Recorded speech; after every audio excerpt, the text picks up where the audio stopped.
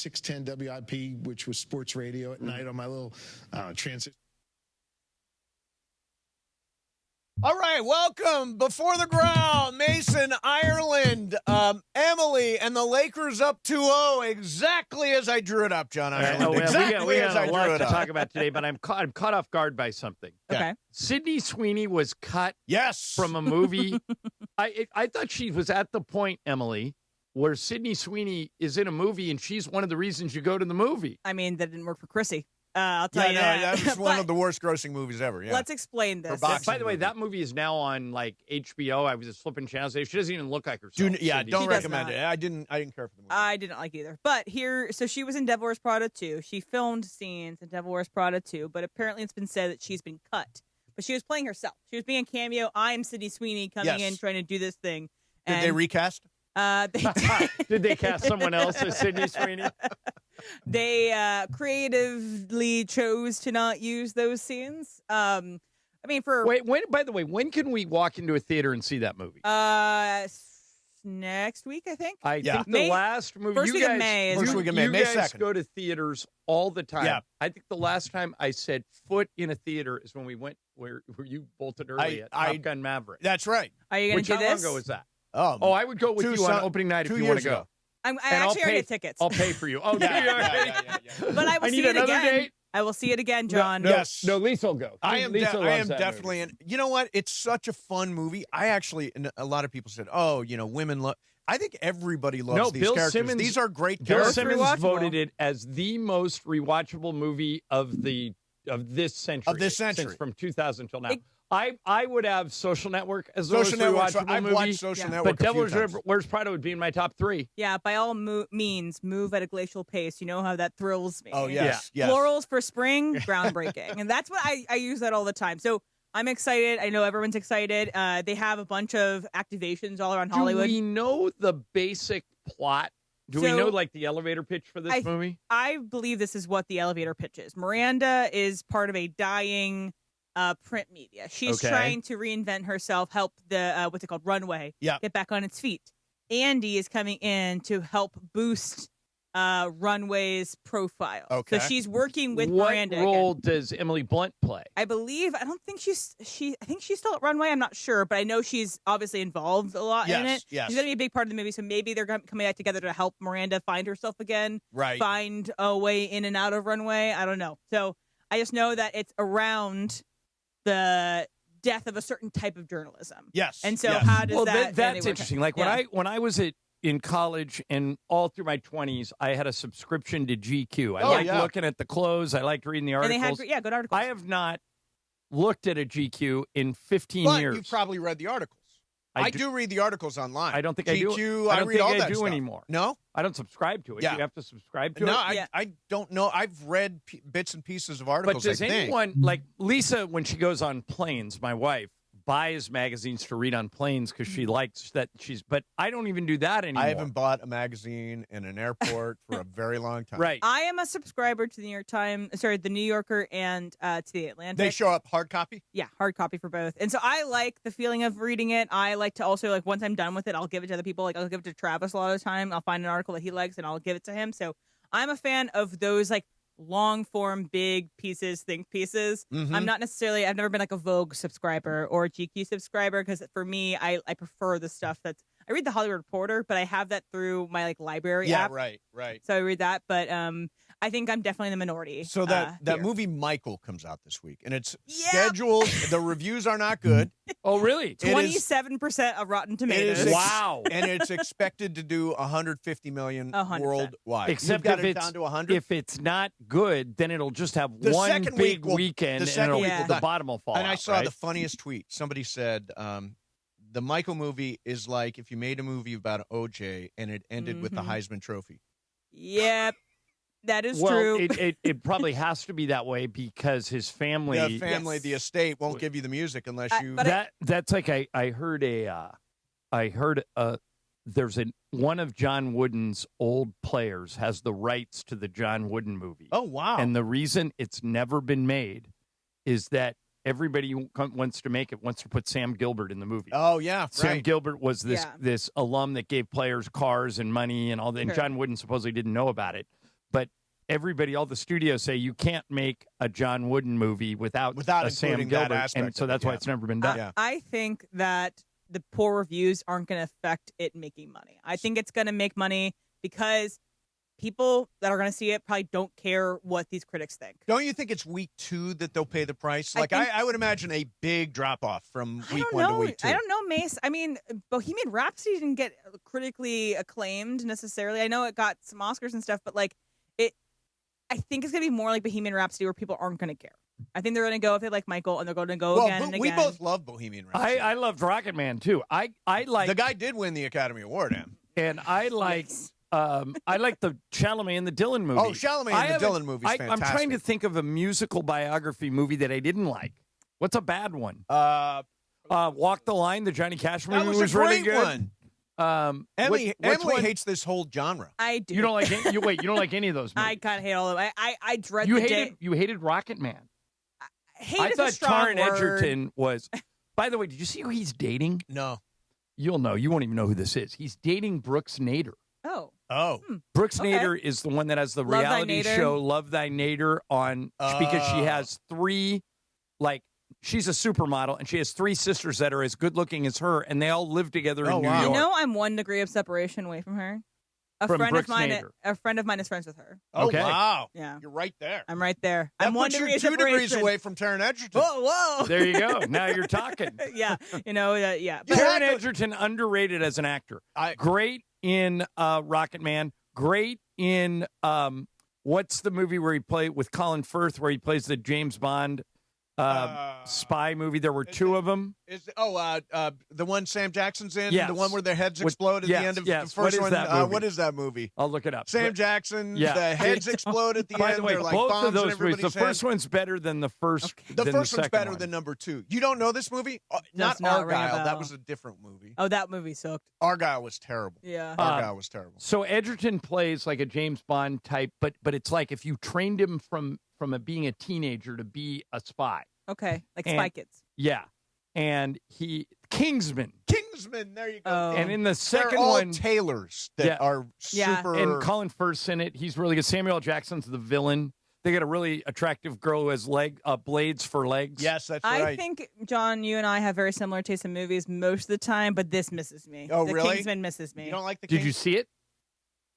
I've seen clips of it, and I don't think I'm going to like it. It's a silly, fun action movie. I actually think the first one. I don't think you'd like the second one. Julianne Moore plays the villain in the second one. Let's next. We're gonna start doing the watchables where you guys give me and Brian an assignment over the weekend. We'll talk about it. So maybe Kingsman can be one of those. Kingsman, there you go. We got a lot of basketball to talk about. Yeah, a lot of Lakers coming up for you. Lakers up 2-0 on the Rockets. Stick with us on the radio and on the app and on the YouTube. See you in a minute. For you. Looking for paint that actually lasts? Vista Paint delivers expert quality, rich color, and pro-trusted durability, backed by over 60 years of experience. From your home to your next big project, we've got you covered. Vista Paint, since 1956. Rich Eisen here with some advice. If high-interest credit card debt is grinding you down, it might be time to call an Audible with a SoFi personal loan. It consolidates your debt into one low monthly payment with no fees required. And with as soon as the same day funding, you can make the right play fast. Call an Audible on your debt today at SoFi.com/debtplay. Loans originated by SoFi Bank N.A. Member FDIC. Terms and conditions apply. NMLS 696891. Fast funds terms apply at SoFi.com/debtplay. My name is Whitney Allen, and I'm a widow. My husband, Ryan, died. We never thought we'd ever have to use life insurance, but the unexpected happened. With Ethos, signing up was fast and 100% online. You can get a quote in seconds, apply in minutes, and get same-day coverage. No medical exams, and you can get up to $3 million worth of coverage. I'm grateful we were prepared. Get your free quote at ethos.com/play. That's ethos.com/play. Paid spokesman. 710 ESPN, your home for the 17-time world champion Lakers. KSPN Los Angeles, a Good Karma Brands radio station. ESPN 710 Los Angeles. Sports. And it is the biggest show on the radio. Mason and Ireland is on for your Wednesday afternoon. Ireland, best show on the radio. Here we go, Wednesday, the 22nd of April. What a night last night at Crypto.com Arena. The building is still shaking, sucker. Turan down the middle, stolen by LeBron. 1:05 remaining. Lakers are going to run some clock. Here's Smart with a 5-point lead. LeBron down the middle. Slam dunk.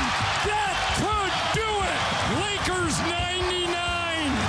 Rockets 92. Johnny I, John Ireland on the call. The Hall of Famers are here. Mason and Ireland, producer Emily, producer Brian Cohen, social team in the back. A celebration. Our Lakers are up 2-0 over the Rockets. Gypsy do between his legs. As the series heads to Houston. Houston, hello. Friday for Game 3. You've been waiting to hear what Johnny I has to say. He'll do that. We'll get your reaction at 1 o'clock with Sports Graffiti. So with that said, let's get this show on the road.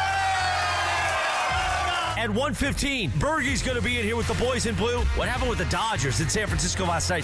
All of that and so much more. Let's do it. Yeah. What they call me is a cornhole savant. The biggest show on the radio, Mason and Ireland. Oh. Your Wednesday afternoon right now.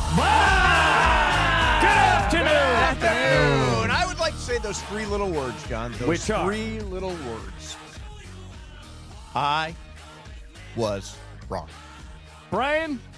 Right there, I need that as a drop. That's a good drop. Right there, that's a drop. I couldn't have been more Emily, wrong about this series. Are you ready to admit you were wrong?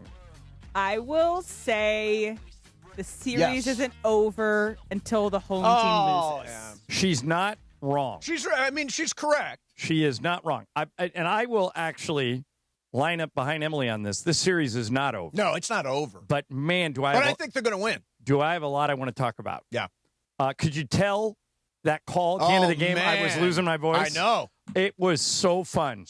It was so fun. What was the arena? Because I was in the massage chair. What was the arena like last night? Loud. Yeah. Like super loud. The national guys were talking about how the crowd was just rocking. Emily, I saw you sent out a tweet like 1 minute into the game that you went, wow, it seems really loud there. And it was. Yeah. I have so many. Well, I'm glad we got 3 hours because I got a lot to say about this team and this game. This is where I want to start, though. I want to appeal to Laker fans. I know exactly where you're going. Who hate LeBron. I said exactly. There are shame on you. There are a lot of them. Like that girl, Keisha. I hope Keisha calls back today. Keisha, line's open. Keisha and the people in Keisha's camp. If you are a Lakers fan, like, I think a lot of the haters we hear from on social media aren't really Lakers fans. They just hate their own life. Sure, and they're complaining about everything. But if you're a Lakers fan, and for whatever, like Laura Romo does not like LeBron. She's a Lakers fan. Sure. Laura was there last night. Yeah. Maybe he's won her over by now. Yeah. But my thought on this is, if you're not paying attention to what LeBron is doing, you are missing one of the great turns in Laker history. I always say that you become a fan of a team, and most of us go all in. Yes. Like, I've always been proud of you and the way you have made the Rams your own. Yes. You and Juan go to every game. You've invested a lot of money in season tickets. You openly talk about it. The fact that, hey, this is like the biggest financial commitment other than my house. Yep. But I don't apologize for it. I love it because they take you on a ride. Yep. Sometimes it's good. Obviously, this year, really good until the end, then bad. What LeBron is doing, even if Emily's right and Houston wins these next 2 games and Houston comes back and wins the series, you are missing out on one of just, it's like watching Frank Sinatra or Bruce Springsteen, what he's doing. He's 41 years old, and he's not just the best player on the court. Mace, he's blowing by people. Yeah. He's doing windmill dunks and rock the cradle dunks, and he's coming up with steals, and he's controlling the game with his passing. And so my plea to you people that don't like LeBron, and I know you're out there, put your hate aside for a couple of weeks because you are missing out on this guy taking our team on a ride that is so fun and so hard to describe. I never saw this coming. I know I've gone on the air and said, oh, Lakers easy. Brian and I, Lakers all the time. The Lakers haven't been favored in any game. They're not favored Friday. No, they won't be favored Friday. But what LeBron is basically saying is, I don't care. Yeah. I'm going to put the team on my back, and I'm going to carry them over the hill. And Mace, it's magnificent what he's doing. Yeah. It's unbelievable. I heard Brian Windhorst say today on some show that he doesn't think there's much drop-off in LeBron from 2006. I heard the same thing. 20 years ago. He may be just slightly past the peak of the mountain, but, man, he's still really high up on that mountain. What I thought would happen was when Luka and Austin went out and they asked LeBron to be the one again. Yes. That he would struggle. Yep. Because he didn't have Luka and Austin to pass the ball to. But what he is, I heard, I think it was Colin, but I listened to so many shows this morning. Yeah. Somebody said LeBron is a force multiplier. In other words, if he's on your team, everybody else all of a sudden looks a lot better.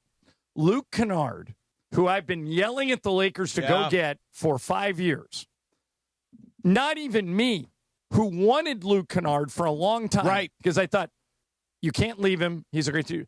Mace, get a load of this. Luke Kennard in this series is shooting 65% from the field. He is 17 of 26. My goodness. From 3, 8 of 11. Yep. 73% from 3. Yeah. I mean, you just don't see that. No. Marcus Smart looked like Marcus Smart in Boston like 5 years ago. They forced Kevin Durant, one of the top 10 offensive players in the history of the NBA, into 9 turnovers. Yeah. 9. So if you're not watching the Laker games because you don't like LeBron, or you've never embraced LeBron, or for whatever reason you got off the ride, get back on, because what these guys are doing is so fun. And so the building, the energy, the bench, and Houston's kind of the opposite. Boy, they do Their not body have, language doesn't look good. The vibes are not good around that team. And the vibes are not good. is pushing all the right buttons. If you are skipping this Laker series because you don't like LeBron, get over it. Yeah. Because he's winning everybody over, and if you criticize him now, you're just a hater. And this is, shame on you. Look at what we're watching. And this is what LeBron does. He takes teams that may look... Boobie Gibson. Yeah. Luke Kennard has turned into Boobie Gibson. They may look like they're overmatched, but LeBron finds a way. He's a basketball supercomputer. He's an unbelievable physical specimen. And by the way, you mentioned the vibes. The vibes around this Lakers team are really, really good. You can tell. They're talking. They're connected. There's some unity. Guys are on the same page. Defensively, what they're throwing at... I mean, seriously, look at the two superstars in that game last night. Kevin Durant and LeBron James. And in the first half, it was dead even. Yep, dead even. And then something happened at halftime where JJ put Marcus Smart on Durant. And I looked this up. So when Marcus Smart switched over, McMenamin had this in his story this morning, so I didn't have to look far. So everybody's talking about Smart's offense last night, and they should be. Sure. He scored 25 points. He made 8 of 13 shots, 5 of 7 from 3. Yeah, he was doing like a Kennard impression. But, Mace, it was his defense that swung this game to the Lakers. After halftime, Smart was moved over to guard Durant in the second half. He guarded him on 18 possessions. Durant, 1 of 3. And don't pay attention to the 1. Pay attention to the 3. He only took 12 shots in the entire game. And he committed 3 of his playoff career worst 9 turnovers. And Marcus Smart is 6 inches shorter than Durant. He just gets into people. Yep. And what I didn't think about was when Luka and Austin went down, and we all predicted, especially UNM, doom and gloom. They can't win. They're just too shorthanded, which was actually, I'll admit it's a reasonable completely position. reasonable position. It's not out. Actually, probably the majority position for people outside of LA. Yes. What was it? 11 of 12 ESPN. 11 of 12 people. Only Mark Spears picked the Lakers. What we all didn't think about, including me, and I'm a Laker announcer, is, we're severely shorthanded without Austin and without Luka, but I can't believe I missed this. We're better defensively. Mm-hmm. Not worse, better. And Luka has been playing defense this year, so is Austin. They're willing defenders. But Marcus Smart's not a starter. No. He's starting because those guys are out. Luke Kennard's not a starter. Right. He's starting because he had 3 steals last night. So they've almost by happenstance fallen into a team that is better defensively than they would have been if they were at full strength. Right. And now I wonder if JJ has this club to put in his bag when those guys come back. Right. Like, can the defense maintain if that? the other team is torching us, maybe I take Luka or Austin out for 5 minutes, put Marcus Smart and Kennard in, and see if they jumpstart the defense. Right. The possibilities are endless. And the games, you guys, are so fun. It's like there's this buzz in the building. Everybody's excited. People are I can't tell you how many times I must have said last night, everybody is on their feet. Middle of the second quarter, the Lakers go on a 15-0 run, and halfway through the run, the whole crowd stands up. And it's like we're not in L.A. You know, L.A., to get somebody to put on a free T-shirt is a chore. Not for whatever reason. Maybe it's because we were the underdogs. Yeah. Maybe it's because nobody gave the Lakers a chance. But the fans are super into it. And I think I know I'm going to be the only one that predicts this. I think they can win Friday. I think they can deliver a knockout punch. I think the Rockets are broken. Yeah. I think the Lakers help break them. And it's going to be the hardest game to win because Houston's at home. They're down 0-2. Their backs are against the wall. This is the game the Lakers won last year against Minnesota when Minnesota won in 5. Right. Because if they lose, they know they're dead. Sure. But I think the Lakers smell blood in the water, particularly LeBron. And if Houston doesn't do a lot of things differently, I think the Lakers can take them out. So, it seems like the Rockets have been dead since the Burner Gate. The whole thing with Kevin Durant putting it out there. At the end of the year, they won their 9 of their last 10 games. And you're right. And I think the second half was just so, you mentioned the vibes. It's just Kevin Durant, when he got frustrated, he didn't look to anybody else to fix the issue. He didn't feel like he could trust any of the he couldn't even get the ball. I mean, they had him so tightly covered that he couldn't even get the ball very often. And when he did, they immediately doubled him, and he would throw it away. I saw a third guy on him sometime. They were going to make anybody else beat you than Kevin Durant. That is all JJ making Marcus Smart the head of the snake and telling everybody wherever Smart is, go help him. Yep. And so watch the game on Friday. Smart will be on the other team's best player, whether it's Durant or Amin Thompson or Jabari Smith's really good. 4 of their 5 starters scored in double figures, and the 4 were all shot the ball pretty well. But I'll give you an example. You were talking about the second half. So there was a play where they had a 3-on-1, and Reed Shepherd, who's the best shooter on the team other than Durant, right, pulled up from 3 with Durant on his left and Jabari Smith on his right. And I think LeBron was the only defender. So he pulled up Shepherd and took a 3. And Durant just MF'd him, like turned around and started yelling at him. And I watched Shepherd like kind of slink back to the bench. He finished the game 0 for 4, and he only played 10 minutes. Yeah. Their entire bench scoring was 10 points from Tari Eason. Yep. That's it. The Lakers don't have they get outscored in bench scoring all the time. Do. Last night, it didn't matter because Durant, he freaked Reed Shepherd out. Yeah. Reed Shepherd was afraid to shoot. And you know, I wonder too, looking at that team, they lost Fred VanVleet at the beginning of the year. Why they didn't they really go have get a no point point guard? Why not go get a point guard? Like, that would be the one place I would have told Chris Paul to go to. I mean, the only guard, well, they had Okogie out there, but they also had, I guess Thompson is a guard as but he's well. not a point guard. He's not a point guard. They don't and he have nobody can't to shoot, really. so you can back off of him. Right. And it also looked like they were trying to organize the offense through Şengün, and Şengün played okay.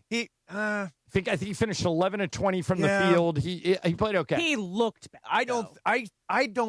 Şengün, now watching him play a couple of games, and the series isn't over yet, I actually am pretty underwhelmed by Şengün. Yeah, he's not scary. The athleticism of Jabari Smith and Amin Thompson is scary when they get it going. They are great. And it may show up on Friday. M, to your point, this very easily could come back 2-2. Sure. But I think the Lakers are going to win the series, and I think the way they're playing is all because LeBron has put the team on his back, and he is leading them on this magic carpet ride. And again, if you're a Laker fan, you got to get over whatever feelings you have about LeBron, whatever he did, whatever he didn't do, because right now he's giving you a puncher's chance to make a deep run here. And they may only be like I said, they might not even win this series, but I think they're gonna. And then they run into the 800-pound gorilla in Oklahoma City. But I can't wait to do these games because they're so fun. I want to point out, too, like, if you want to compare two of the greatest players of their generation, you saw it last night with Kevin Durant and LeBron James, and you see how LeBron James elevates everybody, the force multiplier. You see that. See how great he is. Mm-hmm. You see how Kevin Durant can't win unless everything's perfect for him. Right. It didn't work with the Nets. It's not going to work with the Rockets. It only worked with the Warriors because he had the perfect team around him. Right. Everybody else was so skilled. I think this is more of a case, too, against Kevin Durant, that when he gets into his head, he doesn't measure up. Windhorst said that this morning when he was on with Sedano and Cap. He said this story is more about the Houston Rockets than it is about the Lakers, and the fact that the Rockets, with the Lakers this shorthanded, couldn't win a game. Yeah. And so let's see what happens on Friday. All right, coming up next, the guy that needs more credit and the thing I will never do again. That's coming up next. Mason and Ireland, 710 ESPN. And it is the 15-minute mark right here on 710 ESPN, on the all-new ESPN LA app, and on YouTube at ESPN Los Angeles. The 15-minute mark on 710. Fueled by Valvoline Instant Oil Change. You know, in that time it took to hear your favorite takes and all that fun and frivolity, you could be pulling out with a fresh oil change. No waiting, no appointment, just in and out in about 15 minutes. Bam! So you've got more time for what matters. Visit SoCalOilChange.com. In just 15 minutes, you can boost your vehicle's performance and save money while doing it. Visit SoCalOilChange.com now for value pack coupons and keep your car and your wallet running strong. The 15-minute mark on 710, made possible by Valvoline Instant Oil Change. Hey, LA, it's Beto Duran. Head to Northridge Toyota and Wondery Toyota today and drive off in a brand new, beautiful 2026 Toyota Tacoma SR5 for just $209 a month on a 36-month lease. $209 for a Tacoma? You already know it's got to be Northridge and Wondery Toyota. Any trade you own outright is your down payment. It's a limited-time offer. Nobody's going to take care of you like my guys at Wondery's and Northridge Toyota. 2026 Toyota Tacoma SR5 I-Force 2.4-cylinder turbo 5-foot bed, double cab 4x2 RWD model. MSRP $40,628. Lease 10,000 miles per year and excludes tax, title, license, and dollar fees. Time to bench those other hiring sites and let ZipRecruiter help you build a winning team. With ZipRecruiter, when you need the hire, you get the right fit for any role fast. That's because ZipRecruiter's smart matching technology starts showing your job to qualified candidates immediately. You can also apply filters and add screening questions to your job post to help you save time in scouting first-rate talent. With ZipRecruiter's advanced resume database, you can instantly unlock contact info from a roster of top candidates. That's why over 4.8 million businesses have trusted ZipRecruiter to hire, and check this out. 4 out of 5 employers who post on ZipRecruiter get a quality candidate within the first day. No wonder ZipRecruiter is the #1 rated hiring site in the game based on G2. So, if you need to score the best, go with ZipRecruiter. Try it for free at ZipRecruiter.com/LA. That's ZipRecruiter.com/LA. ZipRecruiter.com/LA. Harry Douglas here to tell you about Confetti Craze 5-Hour Energy. It tastes just like the best birthday cake ever. Vanilla, buttery, frosting vibes. It's basically a party in a bottle. And here's the best part. All cake, no sugar. And you know I love my cake. So I get that big birthday energy without any sugar guilt. The bottle's small, easy to toss in my bag, and perfect when I need a quick, tasty caffeine boost to cakeify my day. The Funfetti flavor is back on 5hourenergy.com or Amazon. Crack open a Confetti Craze 5-Hour Energy shot today. Progressive knows that boat days can come with unexpected problems. Dang, I forgot the wakeboard. How am I supposed to enjoy myself without my favorite water activity? I mean, sure, we could still go tubing, fishing, or even just relax on a floaty, but without the wakeboard, what's the point? If a real problem comes along, your boat's protected 24/7 with Progressive, so you can keep worrying about boater problems. Progressive Casualty Insurance Company and Affiliates, not available in D.C. And it is the biggest show on the radio, Mason and Ireland, the day before the NFL draft, a Lakers Celebration Wednesday. Coming up at 1:15 this afternoon, don't miss Gregory Arthur Bergman, the dean of the Greg Bergman School of Content. He's going to be in studio for the Boys in Blue Report. What happened with the Dodgers in San Francisco last night? Well, Bergie's going to tell you, Jack. That's at 1:15. Right now, more of Mason and Ireland on 710 and always on the all-new ESPN LA app. Should we let everybody behind the curtain on that one? Yes. Okay. So Go ahead. I was going to say, so It's Greg. actually been even a change from when I last told you. So Greg Berkman's big timing us. So he's Is he? saying What time now? 1:45 now. 1:45. Right. We never know when we're going to get Berkman. Yeah, he's a very important guy, I guess. All right, so what I'm never, ever, ever going to do again, I can tell you right now, John. Okay. I went home last night, and I talked to Juan, and Juan's like, why are you picking against your team? I'm like, well, I'm trying to provide a counterbalance to John and all that stuff. And you were being honest. But you were know what? telling people what you thought. I'm never picking against my team again. It's no fun. It's no fun. It's more fun to pick your team. Right. So from now on, Lakers in 5. Welcome to the club. Lakers in 5. Now, the test review is going to be if we got to play OKC in the next round. Well, Lakers in 7. Yeah. Yeah. All right. So I found Emily found this little girl. She's not a little girl. She's what, 17? She's 17. Yeah, so not a little girl. Her name is Sarah NBA. Okay, Sarah NBA. Wait a minute. What's her last name? She didn't say her last name on her TikTok. NBA with an N like Nancy or MBA like Mary? NBA. Basically, her TikTok persona, her username is Sarah NBA, Gotcha. like the league. And she's a fan of who? The Atlanta Hawks. Yes. So Okay. the Atlanta Hawks lost game 1. They won last night. They bounced back and won last night, but they lost game 1.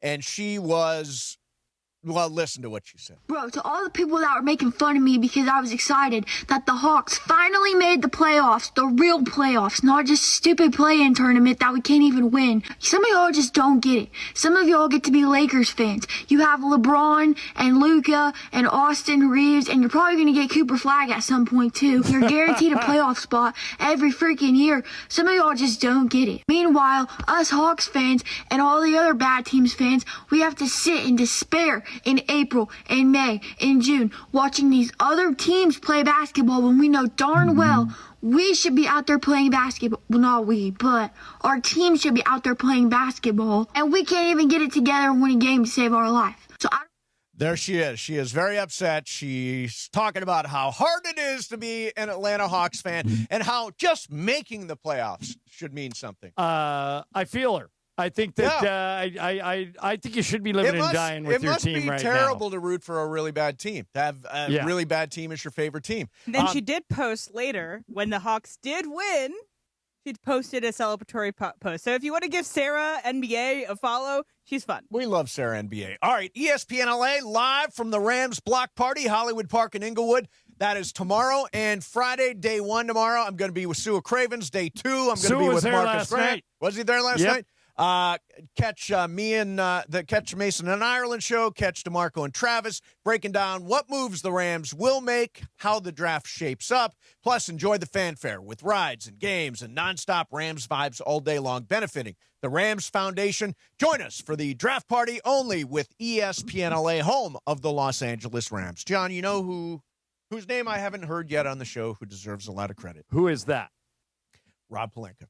If you look at Rob last night. If you look at last night, and people will say, the Luka trade, anybody would have made the Luka trade. Look at who played well last night. Not Perry in Bakersfield. He wouldn't have made the Luka trade. Correct. He would rescind it if they'd let him. DeAndre Ayton has been solid, signed as a free agent. Marcus Smart, unbelievable free agent signing.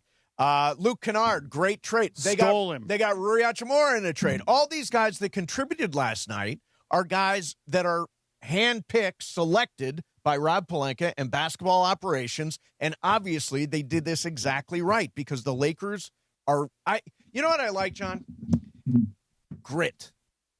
Grit really sums up what we're seeing with the Lakers, man. I don't know if you saw the post-game press conference, but I think it was Jim Hill said, "What's the key to you being here?" And JJ basically said, "Nope, nobody thought we would be here," and it's true. A lot of people did not think the Lakers would be in a 2-0 lead in this series, and they've done it again on the back of LeBron and with a lot of defense. And I think there's no question right now, J.J. Redick, is it fair to say he's out coaching Ime Udoka? Yeah. Well, and the Rockets look, like I said, they look broken. Yeah. But if the Rockets win Friday and Sunday, then it's basically just a 3-game sprint. Sure. So, I mean, I always remember when Kobe was live, he would say, he'd be in like the worst mood ever during the playoffs. And, right. And somebody would say, you're up 2-0, and it seems like you're miserable. Why? And Kobe would say 3 words. Job's not finished. Yeah. Yeah. And he wanted to focus on finishing. So hopefully these guys are doing that. Yeah. And I will say, for the amount of hate that LeBron gets from Lakers fans, I think Rob Pelinka gets a lot of hate. He gets from, a fair amount of, Like when the Kennard thing happened, people were like, that's all you did? The trade deadline? We could have gotten Giannis or whatever. Like that was the conversation around the trade deadline. Oh, it's just Kennard. Great. And then Smart, like, oh, Smart on the Lakers. People give Rob Pelinka so much crap. Yep. But clearly he made the right decision with what they had available to them. Is it fair to say that Marcus Smart is kind of, I think about all those players in the league with that toughness and that grit and diving on the floor and all that stuff.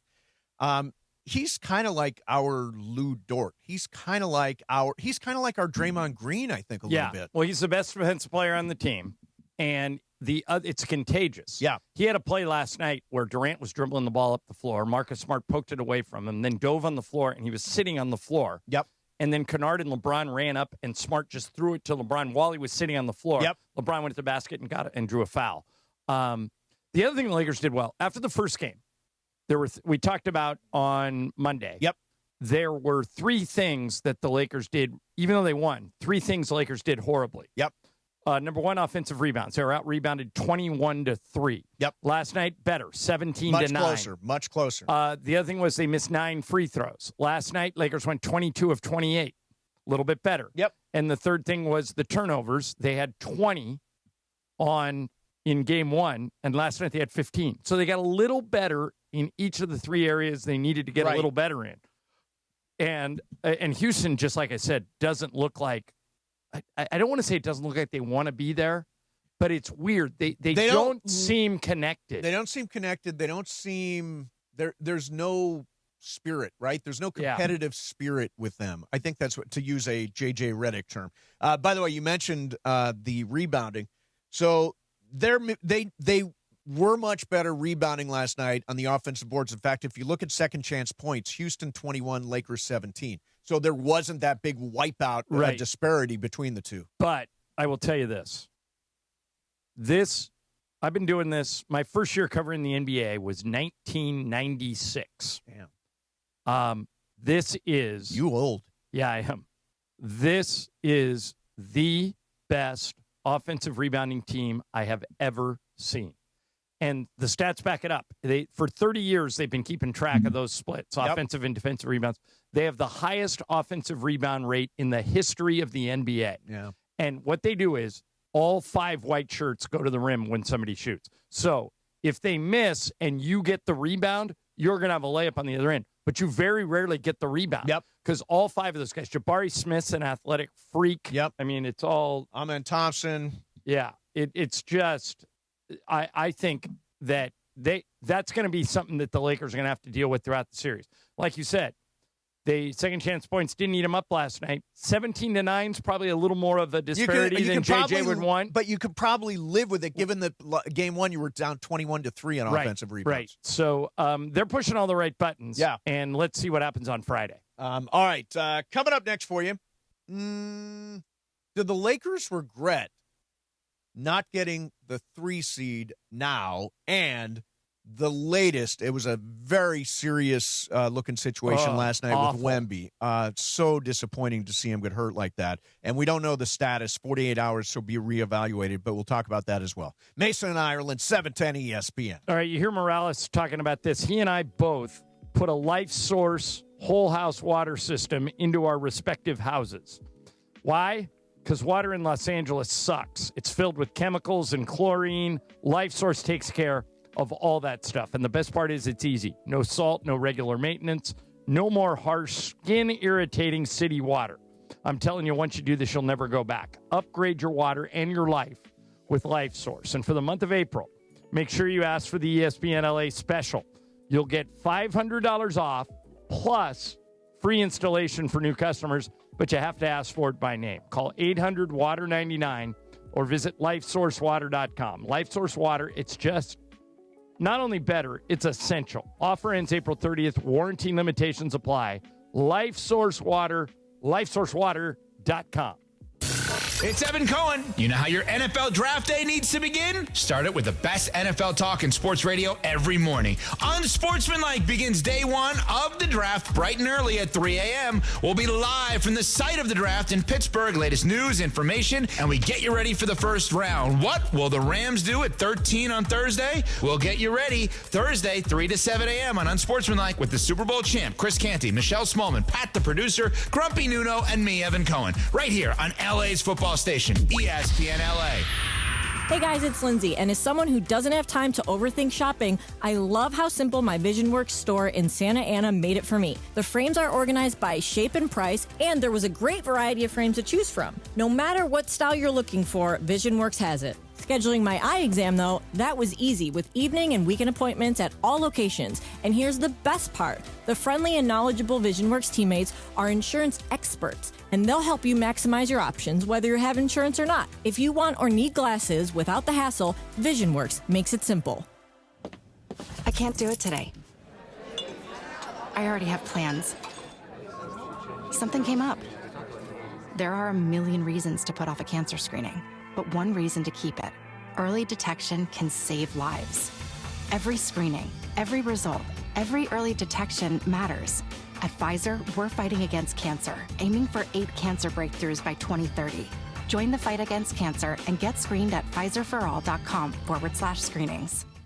We all know winning means showing up stronger, faster, better than before. And when you're chasing that edge, The Drop by GNC cuts through the noise, bringing you the best new innovations in sports nutrition and performance. From muscle building and strength support to improved recovery and focus, we curate the newest drops from GNC Amp, Pro Performance, and Mega Min. Plus, Ghost, Raw Nutrition, Bucked Up, and the top new brands changing the game. No guesswork, just leveling up. Check out The Drop by GNC for what's new, what works, and what's next. And it is Mason and Ireland, the biggest show on the radio one day before the NFL draft. What will the Rams do tomorrow night in Pittsburgh? At number 13. They have the 13th pick in the first round. We're all over it tomorrow. Mason and Sua. Oh, Sua. They'll be live tomorrow at the Rams block party at Hollywood Park in Inglewood. Come on out, press the flesh. See Mace, see Sua. Our draft coverage on ESPN LA, powered by the law offices of Jacob Emrani, the chosen legal partner of the Los Angeles Rams. Call Jacob at 800-345-6789. Now, more of Mason and Ireland on your Wednesday on ESPN LA. Hey! Day after the Lakers take a 2-0 series lead on the Rockets. And by the way, tonight, really important happening. The new series, Running Point, starring John Ireland, Kate Hudson, and Brenda Song, will premiere for season number 2. Now, do you guys know are they dropping them one at a time or all at once? I think it's all at once. All right. It's a Netflix show, right? Yeah. Here's what I can tell you. If you didn't watch the first season, go back and watch the first season. Yeah. So here's the synopsis of Running Point. It's basically loosely based, but not all that loose, on Jeannie Buss and Linda Rambus. Kate Hudson plays the Jeannie Buss role. Yep. Brenda Song plays the Linda Rambus role. And it's what it's like for two young businesswomen to be running a basketball team. Right. And I loved it. It's very really good. I'm not funny. saying this because I'm in it. I'm the voice of the Waves as the team, and I do all the Waves games in the show. But the second season, I've already seen it because I went in and voiced all my stuff about 6 months ago, is better than the first. And little tidbit that you'll learn if you watch tonight. The new coach, have I told you this? No. Okay, so last year, the coach was that really good-looking guy from Top Gun Maverick, Jay Ellis. Yes. Also from Insecure. Okay. He was the coach of the Waves last year. He is no longer the coach of the Waves. Last season ended. I'll leave that in case you guys want to go back and watch the first season. Yeah. The new coach of the Waves, I could give you guys a bunch of guesses, and you probably would never guess, and he's great. Ray Romano. Oh, right. And I love Ray Romano. He's really good in it. He's so good. He's such a great actor. What would his comp be for the league? Like what kind of coach would Ray Romano there's like a fuddy-duddiness. No, it's more Ray Romano. It's more like I would compare him to like Chris Finch of the Wolves. Okay. Like he's kind of he's encouraging, but he doesn't suffer fools very easily. He looks kind of like rumpled and Yeah, and he's great in it. Everybody's back. Yeah. Justin Thoreau's back. All the people are back. You know who's really funny on that show is Tom Hanks' wild son.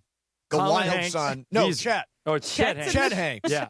He played the point guard. Colin's not a wild son. Oh, right. The wild now son I remember is Chet. Chet's being in there. Yeah. Yeah. Chet and, is all over the place. Yes, but definitely it's a is. very fun show. I think you guys are going to love it. And I like the second season even better than I like the first. So it premieres tonight, so check that out and listen for John Ireland.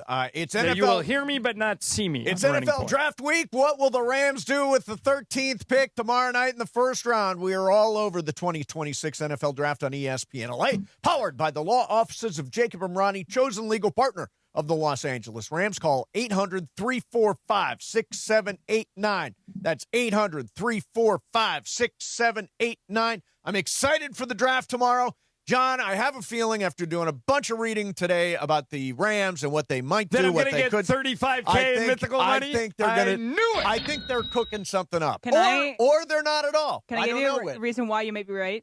Sure. So Todd McShay said this morning on one of those shows that I'm going to be right. I think you're right, because the one person that I trust Rams news from, Peter Schrager.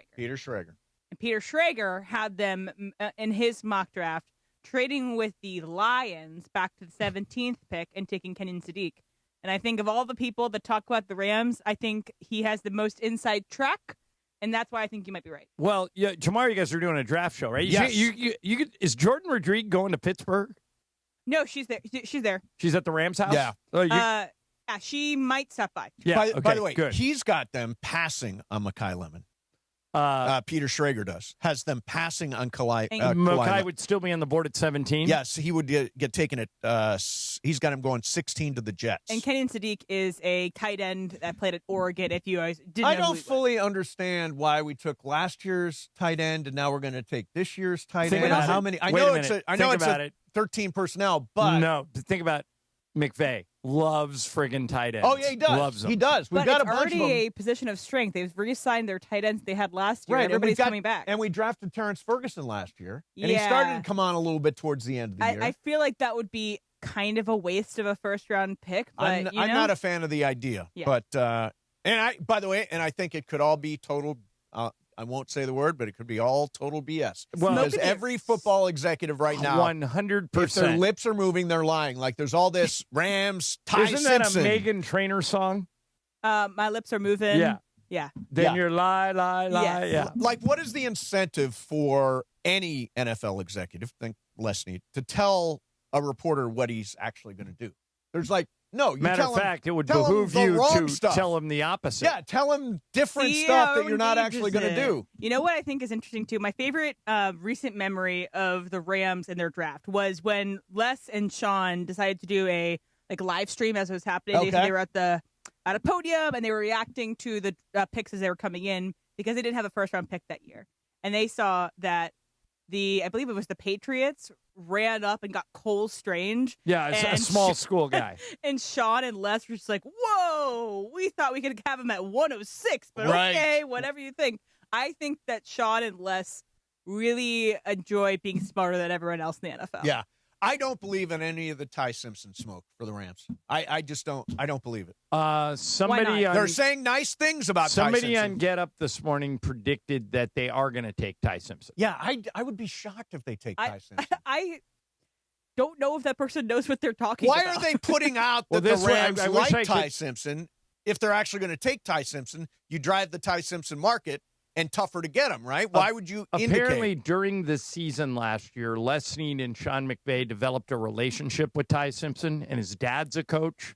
So there is interest there, but that doesn't mean they're taking him. Yeah, if that's the case, you trade back, because I don't think Ty Simpson is going right as high as the Rams. Like if you traded back to 17, got him, or you traded back even to in the 20s, but there's no way at 13 they're taking Ty Simpson. I agree. At I don't the think game that's last night in the Harris Rosner seats right next to the Laker bench, Matthew Stafford and Kelly, his wife, were at the game. So last night, if you were looking around at games, the game that came on before the Lakers game was San Antonio, and there was an accident in that game.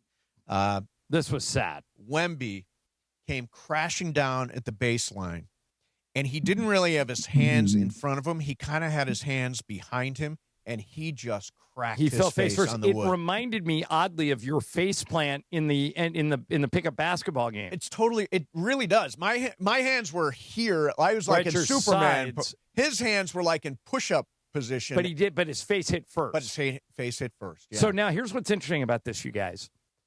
The Spurs admitted after the game that he has a concussion, and they put him in concussion protocol. By doing that, he can't do anything for 48 hours. They evaluate you for 48 hours.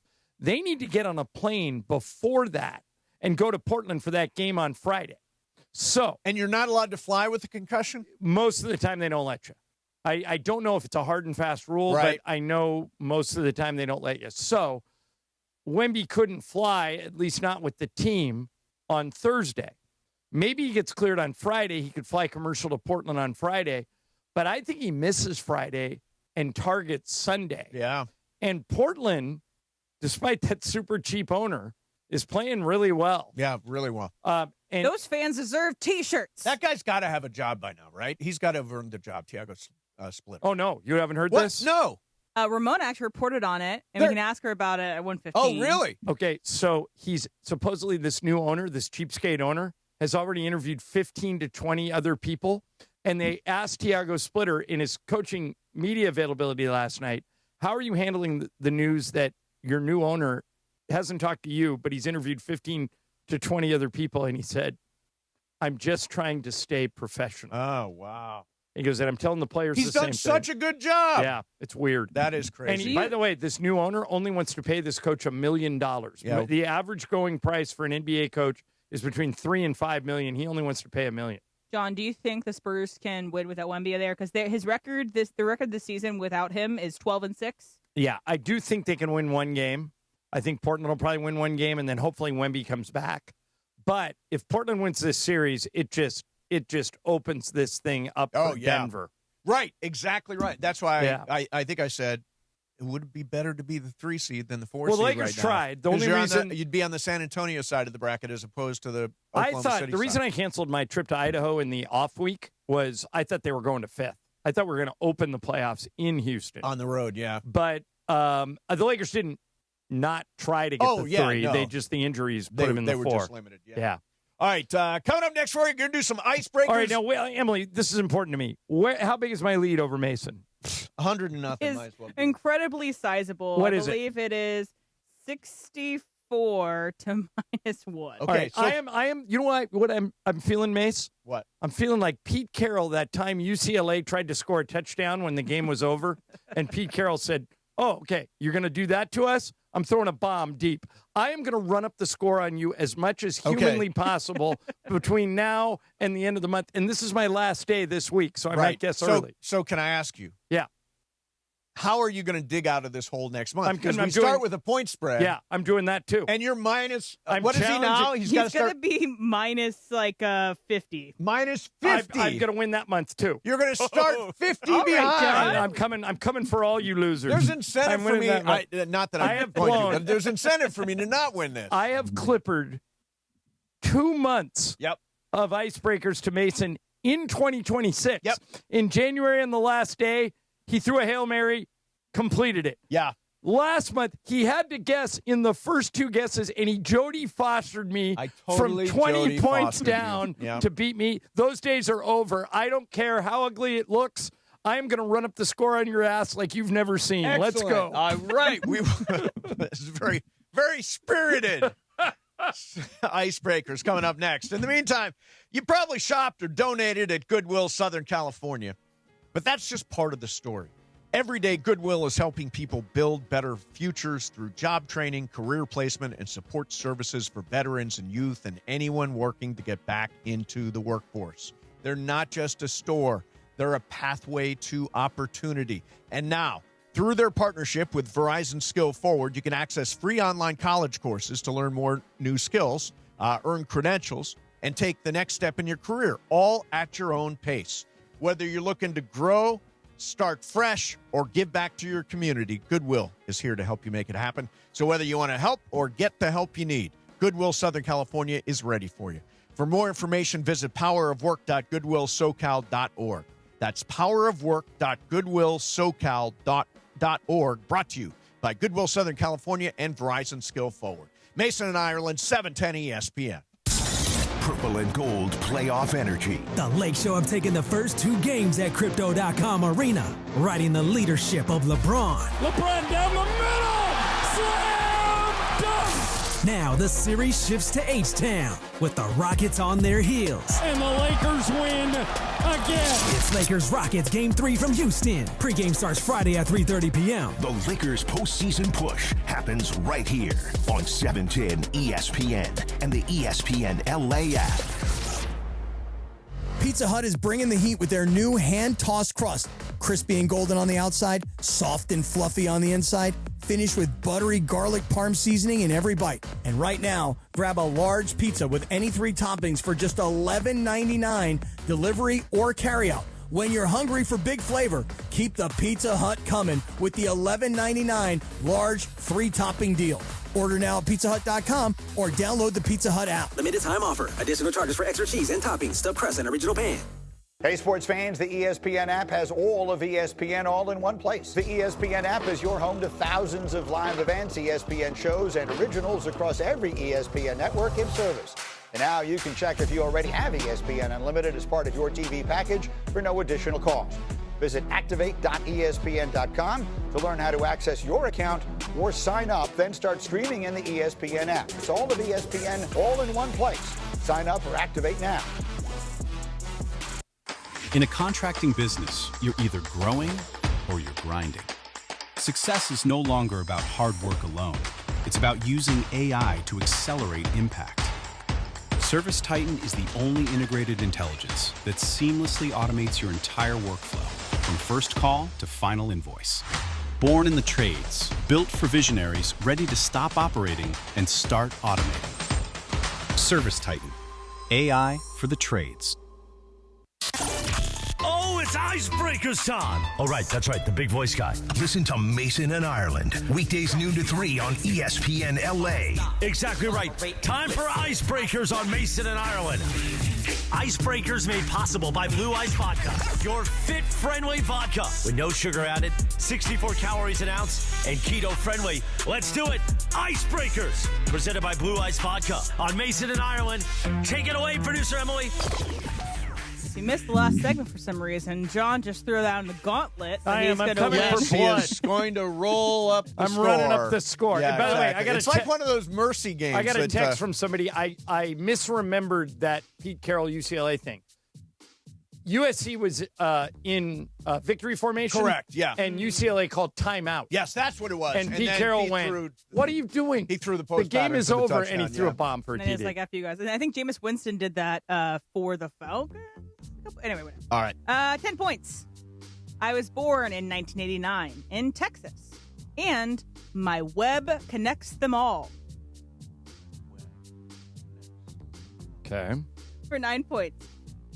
I am in the series finale of The Office, and I once lied about whether or not I liked limes. Whether you liked what? Limes. Limes. Okay. Like the citrus. Yep. Okay. For 8 points, I am a second-generation Razzie winner after I received mine in 2015. My mom received hers in 1993, and additionally, I was in the audience for the SNL 50 performance.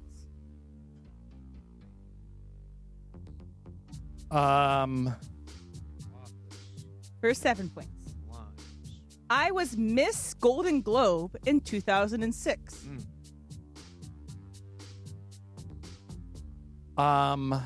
Okay. For 6 points, Antonio Banderas used to be my stepfather. Ireland. Go ahead. It's Dakota Johnson. It is Dakota Johnson. Mason, her web connects them all. Madam Web.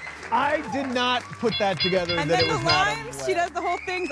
She did an Architectural Digest tour of her house, and her stager put limes, and she says, I just love limes. And then she later said, I don't like limes at all. So she's gone back and forth. Oh, she's really wishy-washy on limes. Here's the next one. You probably would have gotten this Yes. too, John.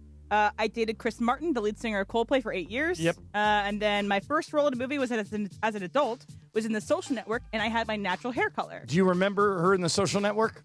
No. Okay, so Justin Timberlake is playing it's Sean the girl? Parker. And he picks up a girl and goes back to sleep with her in her dorm room at Stanford. Yep. And he yells at her, Amy, she's in the shower, Dakota Johnson in the shower. Hey, Amy, there's a snake in here. And she runs out of the shower. He goes, I'm just kidding. What's this Facebook thing? Right. Yeah. She had her natural teeth and her natural hair, so she looked very different than she I find Dakota Johnson great. Super appealing. I really like her. I came across a movie the other day, and I couldn't decide whether or not to watch it, and I know both of you have seen it, so tell me whether or not I should invest in it. Materialists. I did not see it. I think you'd like it. It's a romantic comedy, right? It's not a comedy. I wouldn't say that. It's more like a Jane Austen. It's like it's an updated modern version of it. It's more about it's more like a Pride and Prejudice, a class thing, than it is a romantic comedy. It's Pedro Pascal. Who else is? And Chris Evans. But I think you'd like it, John. And here's another movie like from Dakota Johnson.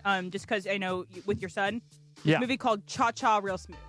Okay. She is the mother of a special needs kid, and she falls in love. It's a really, really sweet movie. Cha Cha Real Smooth on Apple. Okay, I'll check it out. There you go. The movie I think of her for is that movie High Note that she did. It's so good. With I recently, Tracy Ellis Ross. The only reason that movie wasn't a big deal is it came out right in the middle of COVID. Yeah. You're right. Have you seen that movie, Em? I haven't, but I've heard about it. I just watched it again about a month ago. It's really First of all, good. Tracy Ellis Ross is fantastic. She's amazing in it. Yeah. She steals the whole movie. But Dakota Johnson in it, there's a kid named Kelvin Harrison that plays Tracy Ellis Ross's son who dates Dakota Johnson. Right. Who is a great actor and a good singer. Yeah. And he's a big part of it. There's a bunch of great cameos. Ice Cube's got a great part in it. Yep. Bill Pullman is it Bill Pullman or the other Bill that's Dakota Johnson's dad in that movie? Dakota Johnson is a very polarizing actress. Is she because really? I think people think that she can't act. I think she's incredibly talented at acting, but she just takes certain roles. I think nobody plays doe-eyed innocent like Dakota Johnson. She's She so got good at that. Raked through the coals for Madam Web. I thought Madam Web was fun, and she had a good time. That's like notoriously one of the worst movies of last year. Lisa has a theory that because she was in all the 50 Shades of Grey movies, and those movies were so kind of they're fun, but they're smutty. They're tacky. Yeah. That it kind of knocked her down a peg or two. I think she will get an Oscar someday. She was really great in The Lost Daughter. She does a lot of indie movies, too, so she's not just the top line. So I would say I'm probably Dakota Johnson's #1 fan. I love Dakota Johnson. Her parents, by the way, are Melanie Griffith and Don Johnson. It is in my hints. Now, do you ever do a little 50 Shades of Grey kind of business over there? No, I not from lack of trying. Oh, you've tried? Of course. Well, if it comes, you've tried. Wait a minute. If the movie comes on, I always leave it on. Oh, okay. And I say to Lisa, and you hope something sparks. No, I say to Lisa, I go, hey, when are you going here? Yeah. And she's like, keep dreaming. Yeah. Blah blah blah. No. What about you and Allison, Bri? Any kind of 50 Shades of Grey business going on? No, not too much. Yeah. I've never seen it. I mean, neither. Yeah, so it is Bill Pullman that plays her dad. There have been like It three is 50 Shades of Grey. There's like S&M. 50, 51, and 52 Shades of Grey. Is that how that went? 50 Shades Darker. 50 Shades Darker. Yeah, there you go. Anyway, so John, who sponsors the segment? It is sponsored by Blue Ice Vodka, America's largest potato vodka, double gold rated, just 64 calories an ounce and made from Idaho potatoes. Clean, smooth, no additives, Blue Ice Vodka, premium taste, nothing extra. All right, so let's open the phones for Sports Graffiti. 877-710-ESPN. Lakers up 2-0. What do you think of what you saw last night? Are they going to close this thing out fast? Is it going? Are they coming back to LA? I got to imagine they're coming back to LA. They're not going to win both in Houston. But really? I think if they win Friday, they close it. I think so too. I think 3-0 is you're buried. Then you marry. Then you mail it in. But 877-710-ESPN. We'll get your calls in here on the Lakers. In the meantime, John, the world's greatest Lakers fan, Jack Nicholson, is celebrating his birthday today. He is 89 years old. 89 years old. So the exercise is this.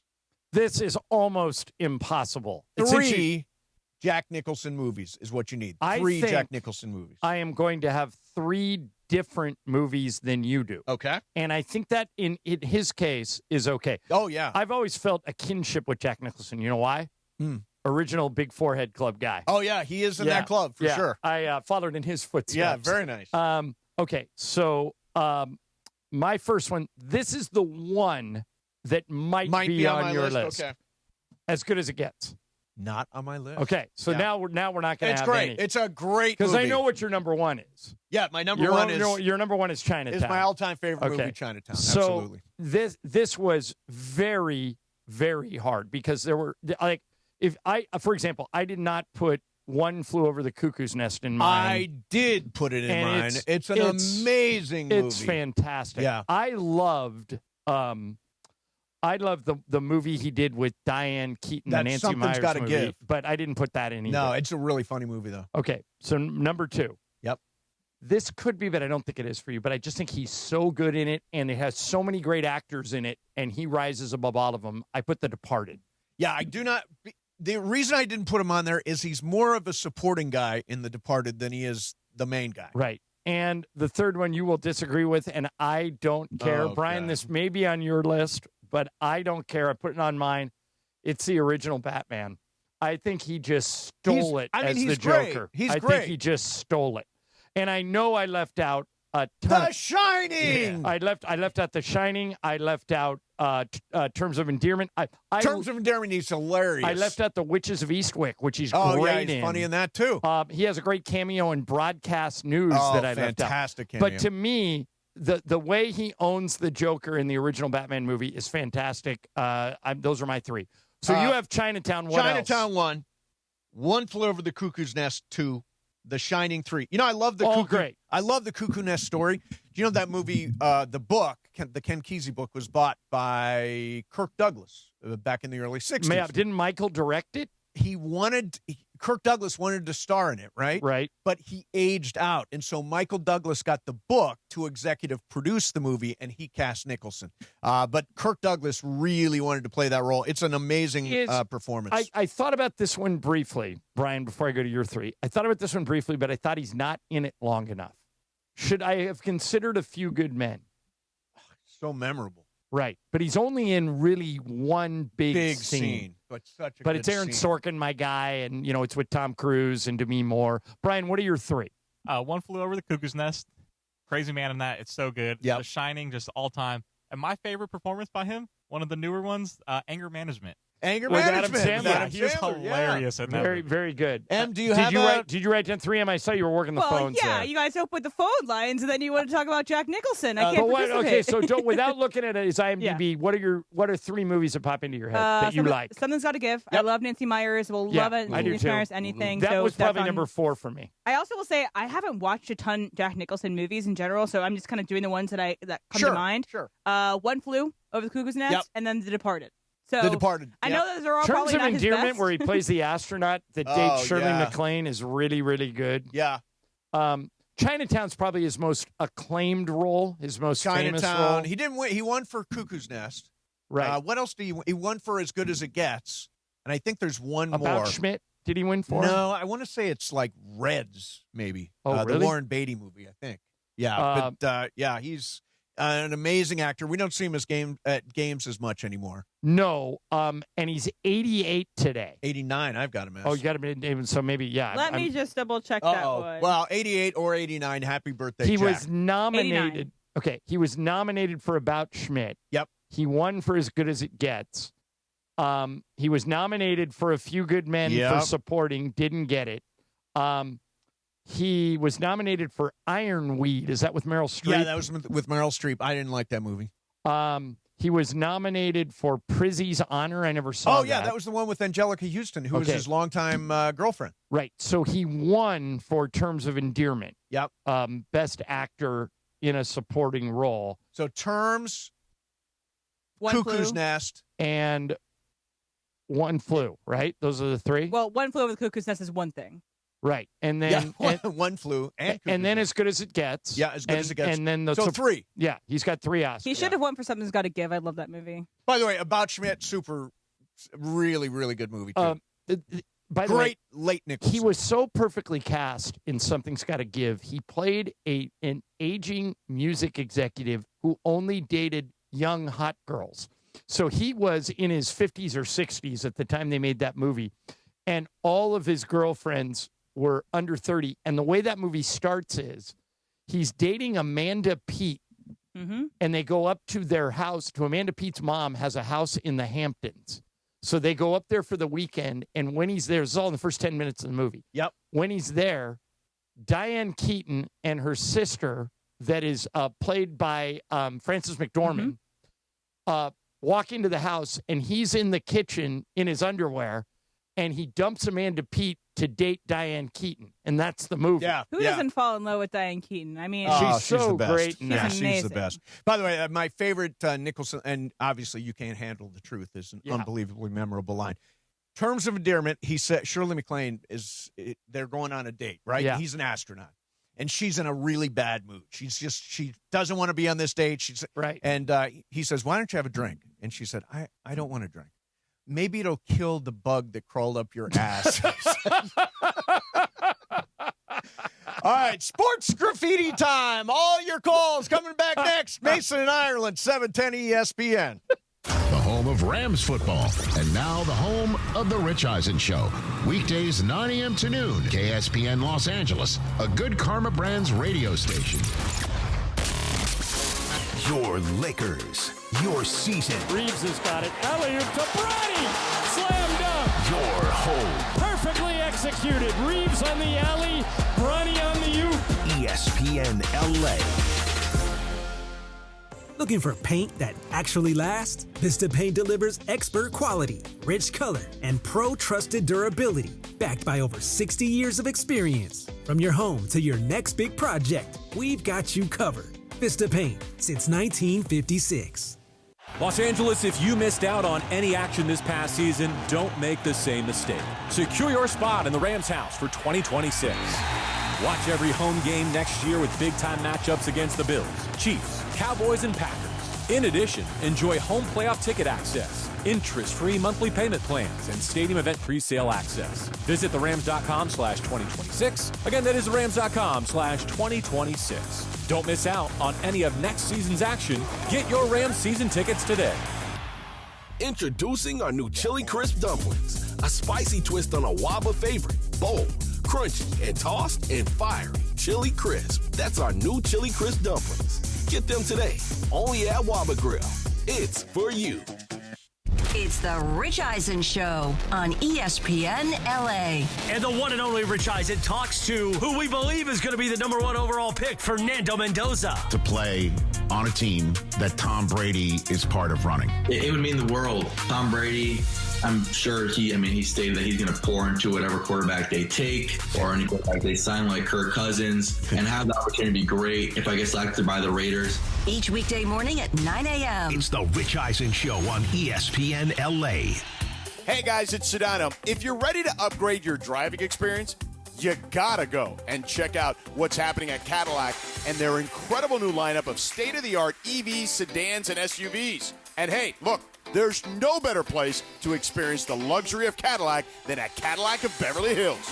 Check out Cadillac of Beverly Hills and their beautiful showroom at 8767 Wilshire Boulevard in Beverly Hills. And check them out on the web at CadillacBeverlyHills.com. Hey everybody, it's Cap. Inheriting a home can be overwhelming, but Seller's Advantage makes it easy. One customer shared, and I quote, "Inheriting a home felt like too much work. Seller's Advantage gave us a reasonable offer, handled everything, and closed in 3 weeks. I highly recommend them." End quote. Skip repairs and headaches. Call Seller's Advantage at 888-390-AS-IS or visit sellersadvantage.com for your free cash offer.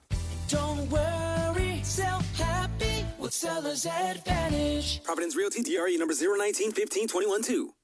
And it is 1 o'clock in the Southland on the biggest show on the radio, Mason and Ireland. And you know it's time for Sports Graffiti on Mason and Ireland. This is where you call in and talk to the fellas. 877-710-ESPN. That's right, that number is back. It's not a mistake. Big voice guy, do it one more time. 877-710-ESPN. You get to talk to Mason and Ireland during Sports Graffiti, and we know everybody loves Mason and Ireland. Rick Vega, I'm the reigning champ of the Mason and Ireland Poker Invitational. Gregory Mendez, Port Hueneme, California. Why do you want Mason and Ireland? Well, I love them because they're there every day for me. They're consistently giving out some funny takes, being goofy, and to be honest, we need it in a time like this, so I love it. Let's do it. Sports graffiti time. Take it away, Mace. All right, I've got the working phones today. Let's start out with a guy who I heard last week on the Lakers postgame show. Walrus is in Encino. Walrus, you're on Sports Graffiti. What are you doing, man?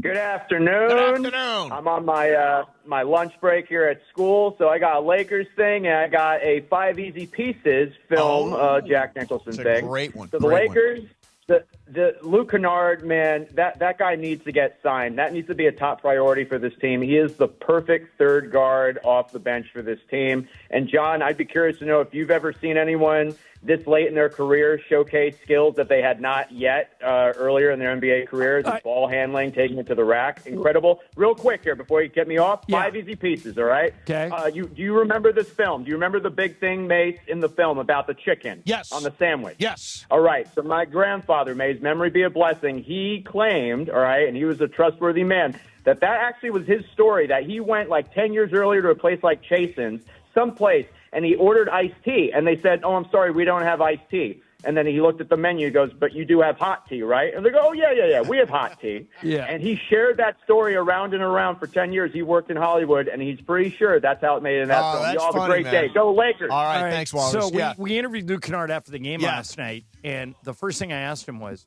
have you just been misused your entire career? I mean, you seem completely comfortable in this role of running the point and playing defense, he said, I'm just really confident. He had those I think he had 2 times last night where he ran that slight hesitation and then went to the rack, and everybody was the defense totally scrambled on One him. of the Lakers' assistants is a guy named Bo Levesque, and he's going to be a head coach one day. Great guy. And he used to work for the Clippers. Yep. So when Bo got a job with us last year, I introduced myself to him, and I go, I'm going to ask you a question. I go, when you were at the Clippers, did you work with Luke Kennard? He goes, every day. I was his guy. Right. And I said, explain to me why he's not more in demand. He shoots 50% from 3 in a league that's moving towards threes. Yep. And on a team like ours, he'd be perfect. And Bo goes, I have no idea, but I already told Rob we should go get him. Yeah. And so I saw Rob later that day. I told Rob that story. I said, go get Luke Kennard. He goes, I've always liked him. Yep. And, you know, because Rob, even though he went to Michigan, I think went to law school at Duke. Oh, did he? Okay. So he knows he's got a good connection with Coach K. Sure. And Kennard played for Coach K. And I just think he's the perfect Laker. Yeah. I hope he doesn't price himself out by playing this. It's going to be a puzzle to put it together salary-wise under the cap this summer, but, man, I want him to be part of it. Let's go to Steve in North Hollywood. Steve, you're on Sports Graffiti. What are you doing, man? Hey, good afternoon. Good afternoon. Hey, really quickly on that topic, the Lakers, yes, you have to bring back Luke. You absolutely have. This is how you spread the defense out. And, I mean, he's whatever the price is, I mean, within reason, you have to bring him back. But I wanted to get to the Rams draft. Yes. And you guys were talking about Sadiq earlier. And it does seem like a weird thing to draft another tight end. However, you cannot really look at this particular player as a textbook, as a tight end like some of the other guys, right? He's a little bit, this guy ran a 4.39 40. Okay. It's hard to even put, it's the fastest 40 time a tight end has ever run in the combine. And you can't even put that in perspective. He'd be the fastest of the Rams' current, be faster than Puka and faster than Adams. I mean, it's like, so you could line him up a lot of different ways and play him, Now, I'm not advocating for that. Yep. I'm just saying that if that was somehow working out, that would make sense because, McVay can move him all over the place. You could, imagine you've got a 6'3", 240-pound, right, receiver, whatever, pass catcher, who can, block a lot of smaller guys, and he just creates space with his size. How much fun that would be. All right, because we see what he does with Puka. We're gonna find out tomorrow, man. Thank you very much. Be listening tomorrow. We're from the Rams all day long tomorrow for the draft. One thing about that, I do think that it is value in the Rams offense, toughness, and that's why tight ends work really well. Right. They don't really necessarily need speedsters, but speed is a value. But as Brian pointed out, they said the same things about Kyle Pitts. Right. And look, he's starting to come around, Kyle Pitts. He is. Oh, my gosh, John. No, he's not. What, did you see him last year? He had one great game. Right. Well, that means what you could about have the rest more. of the games? Kyle Pitts is a bust. No, you can't call him a bust yet. He's been in there for like 5 years. But he's not even 30. He's a bust. He's a bust. All right, let's go to Ernie in Orange. Ernie, you're on Sports Graffiti. What are you doing, man? Oh, not a whole lot. I'm on my lunch break as well, but I just wanted to admire LeBron's performance last night. Hope he can sustain that, but he's going to eventually need help. He's going to probably end up burning out because just age, right? So that's one thing.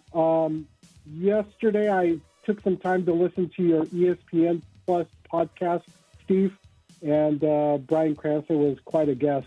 Yeah. Does this podcast usurp your Culture Pop podcast? And have a good day. All right, thank you very much. Yeah, the Culture Pop podcast has been retired, and the new show is Mason Plus. And that's the one Cranston's on right now. And that's the one Cranston's on. You can get it on Apple, you can get it on Spotify, and most of all, you can get it on the ESPN LA YouTube channel. Just Google Mason Plus, spell out the word, and ESPN LA, and it will pop right up. Cranston always has such great He kills stories. it. He's like a great storyteller. He's got so much stuff. Madonna in the studio and his daughter on the pit and all that stuff. Yeah. Gets into everything. I can't wait. Let's go. By the way, before you go to this call, yes, Kyle Pitts, who Emily just declared is a bust, is 25.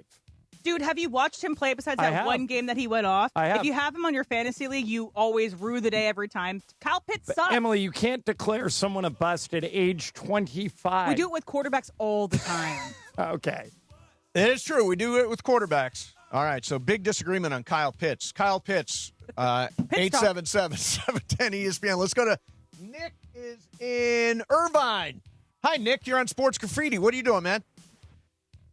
Hey, I'm just picked up my 14-year-old daughter, who's the biggest sports fan of the Dodgers in Irvine. But nice. I would call him because, Don, I don't know about you, but I thought one of the biggest turning points of the season was when the Lakers did their two-step down in Houston, where they all played the second game and showed up and showed out.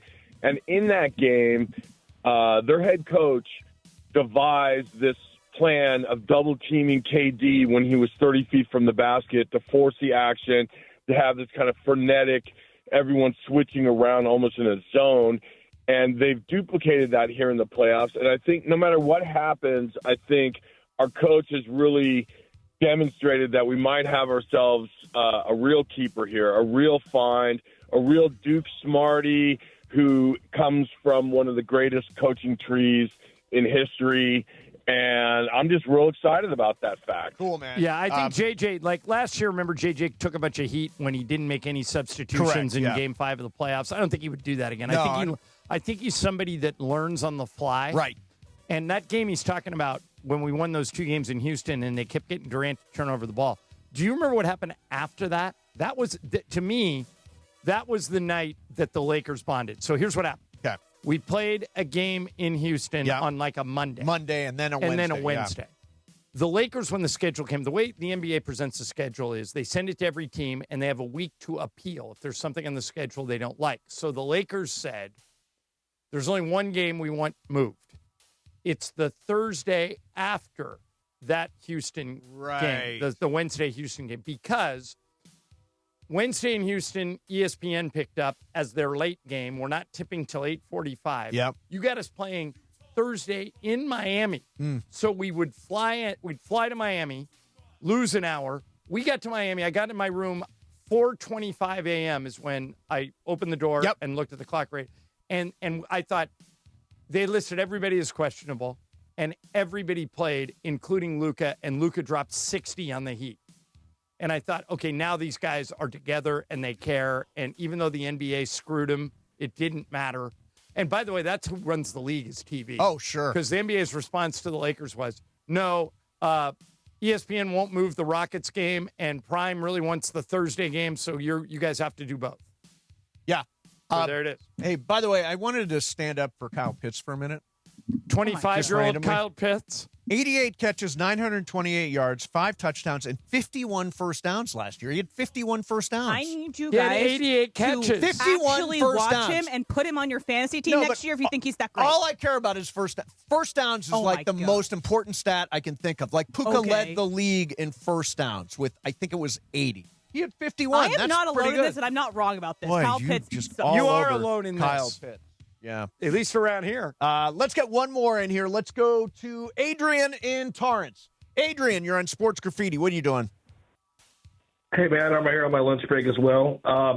Luke, the Jedi guard, was running circles around Houston Rockets yesterday. Did you see that play where he used two Houston defenders to screen each other, and then he hits a mid-range jumper? That was amazing. And then also, Ayton, man, he put a little bit of work yesterday, but he needs to step up a tad bit more because he was great. Well, here's a good example of JJ, Adrian. In Game 1, Ayton was really, really good.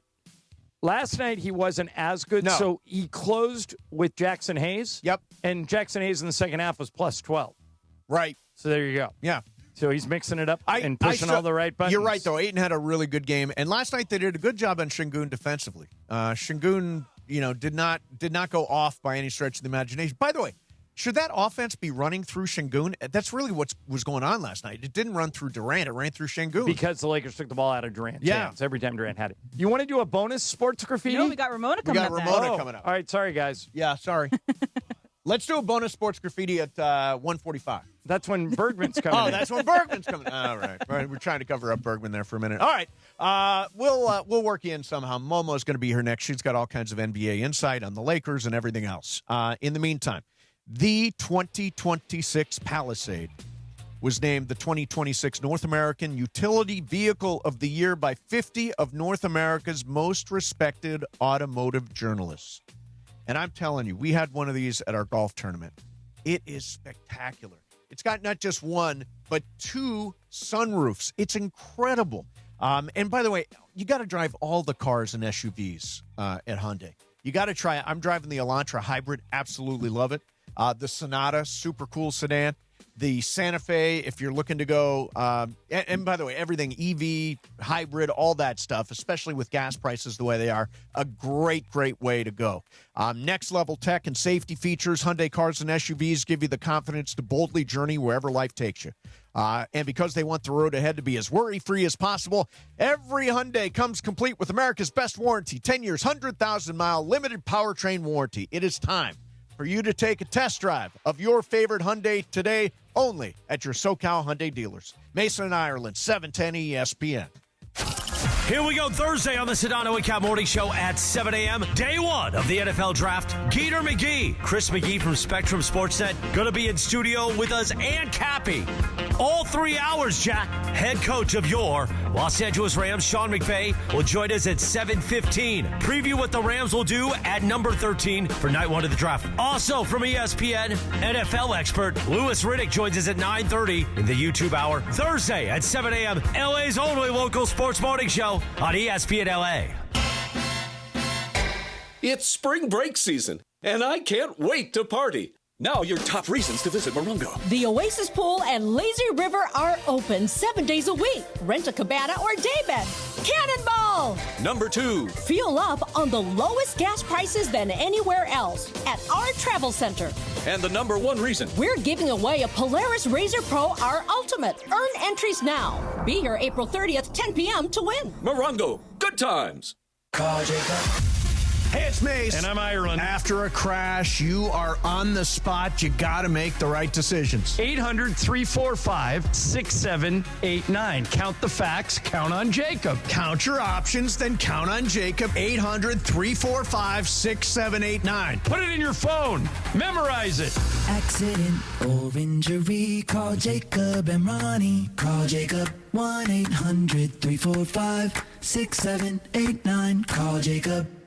Smalls here. If you're heading into summer without a medical emergency kit, you're taking a risk most people don't think about until it's too late. Summer colds can turn into sinus infections that last weeks, ruining your perfect vacation getaway. And when you're traveling, finding a doctor and a pharmacy, it's stressful. That's why I ordered a medical emergency kit. It's like having an urgent care and a pharmacy at home. It includes prescriptions like amoxicillin and generic Z-Pak to treat a wide range of illnesses. So if you wake up sick, at home, or on the road, you have what you need. No waiting for your doctor, no hours hours at urgent care and no pharmacy lines. Also, no copays. Match your symptoms to the right prescription in your guidebook or call their telemedicine doctor. Start meds sooner and feel better faster. Every home needs a medical emergency kit, so order yours online in minutes. It's shipped right to your door. Save $45 with my promo code SMALLS at urgentcarekit.com/smalls. That's promo code SMALLS at urgentcarekit.com/smalls. Prescription required. Always consult your doctor to determine if this product is right for you. And it is the biggest show on the radio, Mason and Ireland, the day before the NFL draft. Tomorrow, don't miss Mason and Sua. Oh, Sua! Live from the Rams block party at Hollywood Park in Inglewood. Come on out, press the flesh. Enjoy the fanfare with rides, games, and nonstop Rams vibes all weekend, benefiting the Rams Foundation. Join us for the draft party only with ESPN LA. Draft week on ESPN LA, made possible by Pechanga Resort Casino with a brand new house. Home Sweet Win is back at Pechanga Resort Casino, official California gaming and casino partner of the Los Angeles Rams. Mason and Ireland rolls on your Wednesday on ESPN LA. What's going on is the Lakers are up 2-0 against the Rockets after a big win last night at Crypto.com Arena. And you know where Momo was? She was in San Antonio and was there when Wemby took that fall. Momo, how are you? What's going on, guys? Oh, my gosh. I never would have thought the Lakers would be up 2-0. Yeah, nobody. Hey, you and I were the ones who were the realists, right? Yeah, it's no fun to be a realist. I'm not going to be a realist anymore. Emily, I'm getting a room in Fantasyland. I'm all about it. I'm telling you, Ramona, it's not too late. Come on down. I'm telling you, we're part of a movement. I think these are two of the more stunning games that I've seen in a while. Not because like the Lakers got lucky or anything, because they just beat them. They just flat out beat them. Their defensive game plan has been outstanding. Their execution has been outstanding. LeBron has been incredible. And Houston, oh my God, can you imagine being a sports talk host in Houston after these games? Yeah. Well, yeah, they very much look broken. But Momo, let's talk about Wemby is the best show in the NBA. Yeah. Mason and I often say he is the Shohei Ohtani of the NBA. He's that good. You got to watch him in person, and then second quarter, he falls face first onto the floor. It was so bad. Brian Windhorst said this morning with Sedano and Cap that there were emails going around today at ESPN as to make sure we don't show it too much. That's how gruesome it was. It is rough. Ramona, they admitted after the game that he is in concussion protocol. What does that mean? Does that mean can he even get on the plane and fly to Portland? I think he can. I don't know if he goes with the team today or if he would go later, right? Like, because I think that every hour. Yeah, I think the team's going. I think the team's going tomorrow, right? Because the game's Friday. Right. Well, yeah, and they are expecting Keldon Johnson could be named Sixth Man of the Year today. Okay. So I know they have something. If it happened, he would be available this afternoon or this evening or whatever time they name. It's like 5 o'clock. Whatever. I have no idea what time I'm in right now. So I'm right there. I'm right there. You're with back you. in LA now, right?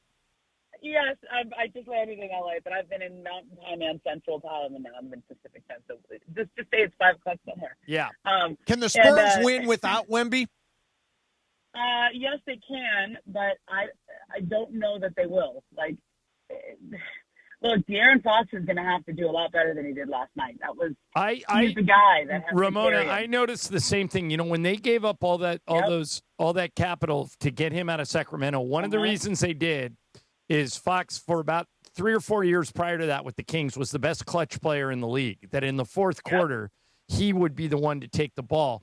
And what we saw last night, and Ramona, I know you and I have talked about this before. Yep. Drew Holiday is the most underrated player in the NBA. Great defender. He really is. And he is, wherever he goes, he's been the lead guard on 2 NBA championship teams, one in Milwaukee and one in Boston. And Boston had that weird situation where they had to dump salary, and they kind of just gave up on him and sent him to Portland. I was surprised Portland kept him. But now the Spurs have a problem because Drew Holiday is just as good as De'Aaron Fox. And if they don't have Wemby, Denny Avdia might be the third best player, in that mix. If you put the guards 1-2, Avdia might be the best player in the series now. And so, Ramona, I think if Wemby doesn't play Friday, the Blazers can win. What do you think? I think if Wemby doesn't play Friday, I think the Blazers win that game almost regardless because it's their first. This story with Portland and their new owner and the coach is a whole other thing too. You know how everybody does the T-shirt. So I was in San Antonio for Game 1. I was only planning on staying for one game, but I had such an amazing time there watching Wemby's first playoff game. The atmosphere in San Antonio, right? How they have the Fiesta shirts. It was great. It was cool. Yeah, it was really cool. I love the fact that they put up on the board people who didn't have their shirts on and tried to embarrass them into putting them on. Moma, weigh in on this. Mason and I both think that if you tried to do that in LA at Crypto.com Arena, it wouldn't work because none of the fans would want to ruin their outfit. Do you agree? Yeah, no chance. I totally agree. I mean, LA people are way too. Could you imagine, John? You see some of the women that we see. Okay, right. It is like there is a catwalk. God bless them. Yeah. I mean, there's no way those ladies are putting on one of those free T-shirts. Come on. Yeah. You can shame them on the video board. But anyway, I had such a great because we've all been doing this such a long time. You get very few of these moments that feel new and special and I felt like Wemby's first playoff game was special. Like I called Windhorse and said, "What do you remember about LeBron's first playoff game?" He goes, "Well, I was there, and he got a triple-double in Washington, and it felt like this big deal." And I go, "Yeah, it's kind of what this feels like." And it was like raining the whole week. That was the only thing that put a damper on everything. And then Wemby gets hurt last night, and I mean, I can tell you that the crowd. I don't know if they realized how serious it was because the way he fell. Like when you saw it live, you didn't realize that he actually lost consciousness. Yeah, right. Yes. He looked like Mason in the celebrity basketball game when Mason did the face plant. He didn't have his hands in front of him. He had his hands sort of chest level and just cracked his. Oh, terrible. He was passing the ball. Yeah, that's what it was. So I watched him warm up. I watched him do everything, and I can totally see how this happens. Is that He is 7 foot. I think he might be 7'6", guys. Okay, because I've seen him stand next to guys who are 7'2" or 7'3", and I'm like, he's not just 1 inch taller than them, but he's really tall, and he can when he dribbles, he kind of gets low, he gets lower, and he was trying to generate a lot of force because the Blazers were putting a guard on him. They were putting Drew Holiday on him or Toumani Camara. Both of them were excellent defenders. So he's trying to generate all this force, and he's trying to get low because he's anticipating them trying to leverage him, to get up under him and leverage him. And Drew Holiday just pulled the chair out from under, just backed up as he was trying to generate all the force. And he's so big, he's going to tumble. Plus, he's passing the ball, so that's why his hands weren't out. He come through it to the side. And I don't think the crowd there understood he was out on his feet. It kind of just looked like he had his head on his hand. Right. So that's why, like on camera, it looked way worse than it did in person, He kind of popped back up pretty quickly. He walked off on his own power. He was okay. But it was, I think they can adjust because they have won without him this year. They're 12-6 without him this year. Hey, Momo, do you think? Now let's pivot because we're running low on time here. Sure. Let's talk Lakers. Do you think they win this series now? They're up 2-0. Do you think they win the series now?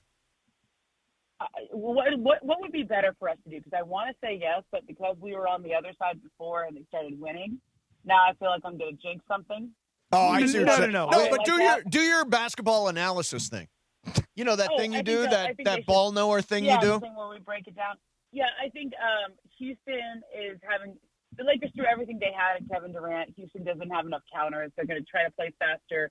They're going to hope that their guards shoot better at home, like the guys who don't, like the Reaves Shepherds and the Holidays. Right?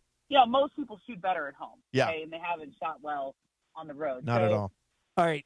I think the Lakers can win. Yeah. All right, Momo. Last thing. There were several over the last couple of nights. There have been several upsets, and now 4 different series are tied 1-1. Yeah. Denver, Minnesota, San Antonio, Portland, Knicks, Hawks, and Celtics, Sixers. Do you think the underdog wins in any of the 4? Did we lose her? I believe we lost her, and there was a weird... And it sounded like she dropped her phone. Boom. I think that's her not wanting to commit, I guess. She did not want to commit. Apparently. Yeah. Do you want me to try to call her back, or we think we'll just take it that as what it is? I like that sound, so I think we should end it. I think we're fine. Yeah, we're totally good. By the way, what do you think? Do you think any... Okay, so Celtics, Sixers. The Sixers Celtics win the series. Knicks, Hawks. Knicks win the series. Pistons, Magic. Second game is tonight, and Orlando won the first game. It's interesting, that series. If there's an upset, maybe that's it. All right, Spurs, Blazers.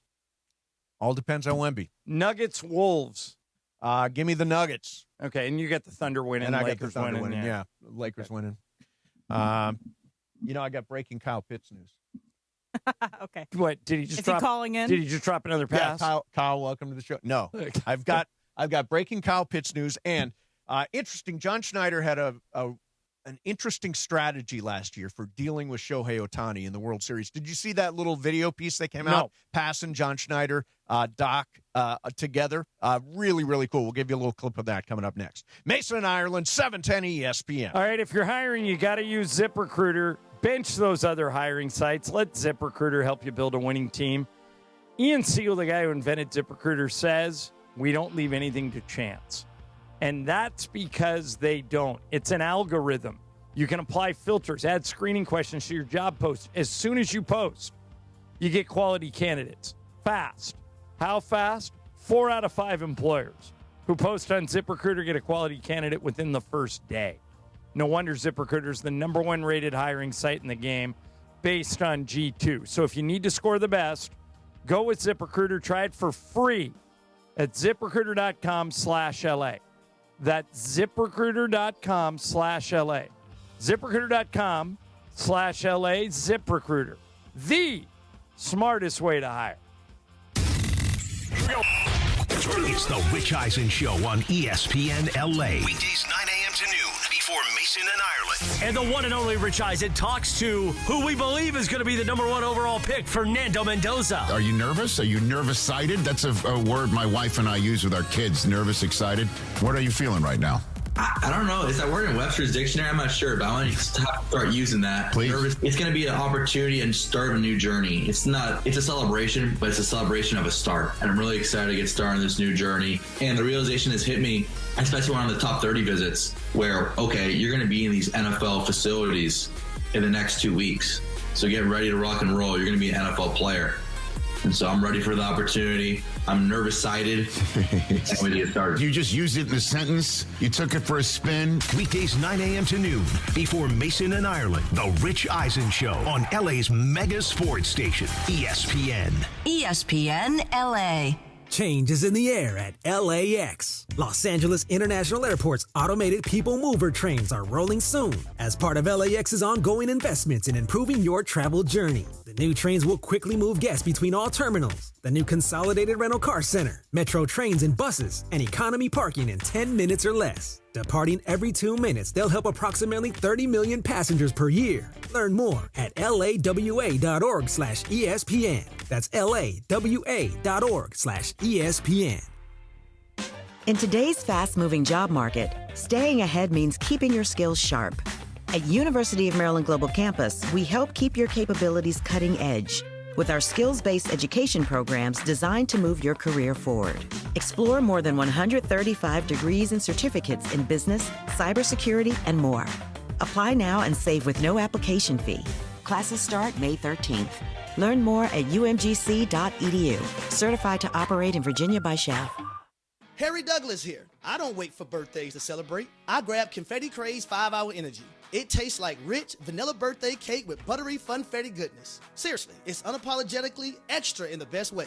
And it's sugar-free, so I get all that cake flavor without the guilt. It's tiny, portable, and ready for whenever I need a quick boost. I keep one with me because you never know when you'll need a little party energy. The Funfetti flavor is back on 5hourenergy.com or on Amazon. Crack open a Confetti Craze 5-Hour Energy shot today.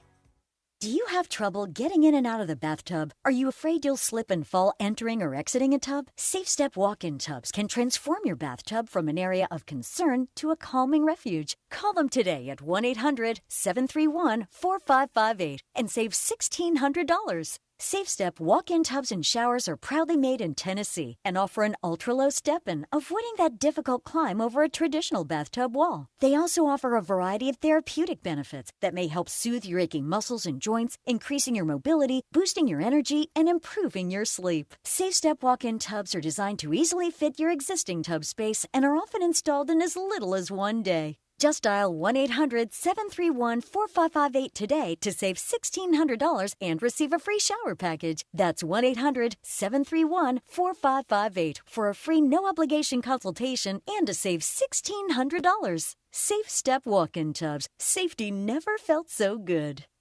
Hi, this is Matthew Stafford of your Los Angeles Rams. This is Mason in Ireland on your home of Rams football, 710 ESPN. Hey, top athletes, big moments, one night, the OC Sports Awards, June 18 at Angel Stadium, hosted by the Travis Rogers. Celebrate greatness, be part of one of Orange County's premier sports nights. Get your tickets now at theocsportsawards.org.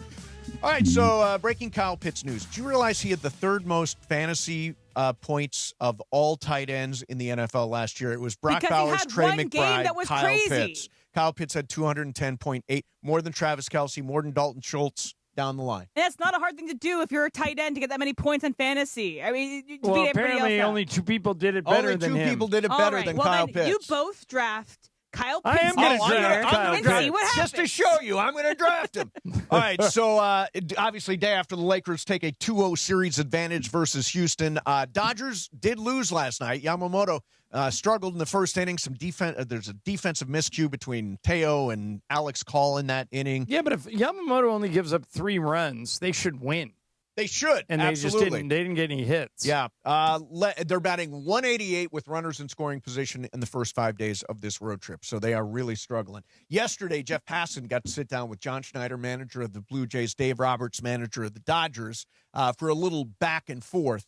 At the same time? It was like a retrospective on the World Series, because this World Series is one of the greatest World Series I've ever experienced, and so got to sit down with both coaches and what managers.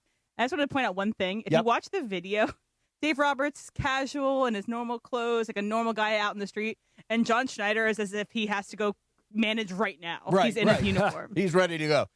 So first of all, here's Dave Roberts, his recollections of the 18-inning game, which was just an unbelievable game and an unbelievable finish. Here's Dave. I got to ask a question. I know you don't want to put anybody on base. Right, especially with your lineup. With our lineup. But was there any thought to he's pitching the next day and just kind of tax him? And I was hoping he was going to steal everything. Right. Yeah, a little bit. It was just like, okay, I'm going to get him out on the bases. And yeah, there's a little bit of that too. Truth be told, he likes being on base, obviously. And he was exhausted, which bled into the next day, I'm sure, right? Yeah. When we knew we were getting him game 7, too, kind of on short rest. I don't know how he does what he does, for one. I've watched him, and you see him kind of go through his process of getting ready to pitch and then getting ready to hit, and then he's on base a lot, then he's running. He's unbelievable first to third stealing bases. So part of it was, man, I just don't want to see you swing right now, and maybe we can get you tired for tomorrow.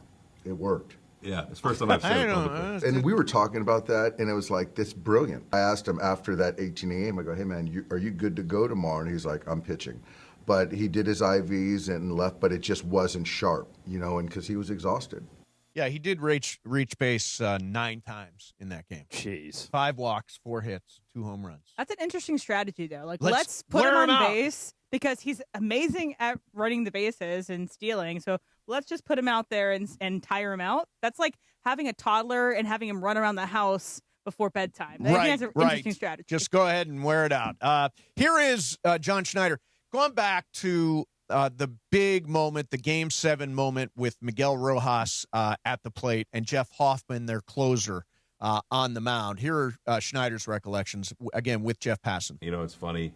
I can vividly remember, and I'm sure you look at all your projections and head-to-head stuff. So I can say, and this is no offense to anyone, that Hoffman versus Rojas was the best on the sheet. What you're talking about, John, is there is essentially a column here with the hitters and rows here with the pitchers, and you color code each thing to whether the matchup is favorable or unfavorable. In the moment, while the World Series is bearing down on you, you're trying to dig through and figure out. We've done it enough day to day. You look at the number and you go, okay, this is why. And like Doc said, he's hoping for a walk to get to Shohei. That's baked into that projection, on base percentage or plate discipline. But part of our projection of that probably was ground out or pop up, fly out. It's not like a slam dunk punch out, but it's like, hey, something like that, not the actual outcome. Yeah, so they thought he was an out. They thought he was a ground out. Not so much. Here's what Miggy says. The story of my life. I've been red on every manager's card. I like taking a look even on my own team coach's card and see my name always in red. Fires me up. Analytics never count. The heart or the balls. That's what Rojas responded. There you go. Yeah. God, what a moment. I love Miguel Rojas. Oh, he's so good. You didn't get to do the show when we were with Miguel for like 3 hours. He was such a nice guy. What a great guy, and what a great moment. And he's going to be a hell of a manager someday. I think back to the Ohtani and Schneider. It's such an interesting thing to get a little peek behind the curtain of how these managers are thinking about these games. Like their sheets, looking at the red sheets or whatever. But how do you even approach Ohtani when he could ruin your season with one pitch? You just don't pitch to him unless you have to. Well, he had 2 doubles and 2 home runs, 4 for 4 with 5 walks. It's like you're not getting him out, so you might as well put him on base. And with the Miguel thing, it's like, you're anticipating because Ohtani's coming up next. You anticipate Miguel. Hopefully, you get him out, or he takes a walk. That's what I was in the moment. I was like, come on, get a walk, Miggy, get a walk. Set Shohei up. But obviously, Miggy had other ideas. All right, coming up next for you, we are going to do the Boys in Blue report. Bergman's going to be in here. Mason and Ireland, 710 ESPN. And let me tell you something. If you, sometime today, you're on the 10 or you're on the 405, you're on the 105, wherever it happens to be, you get into an Hopefully accident. not the 101. That thing's jammed all the time. 101 is terrible. You get into an accident. Somebody sideswipes your rear ends you. Maybe you're on a motorcycle, you get knocked off your bike, or you're a pedestrian, and the moment that happens, you call Jacob.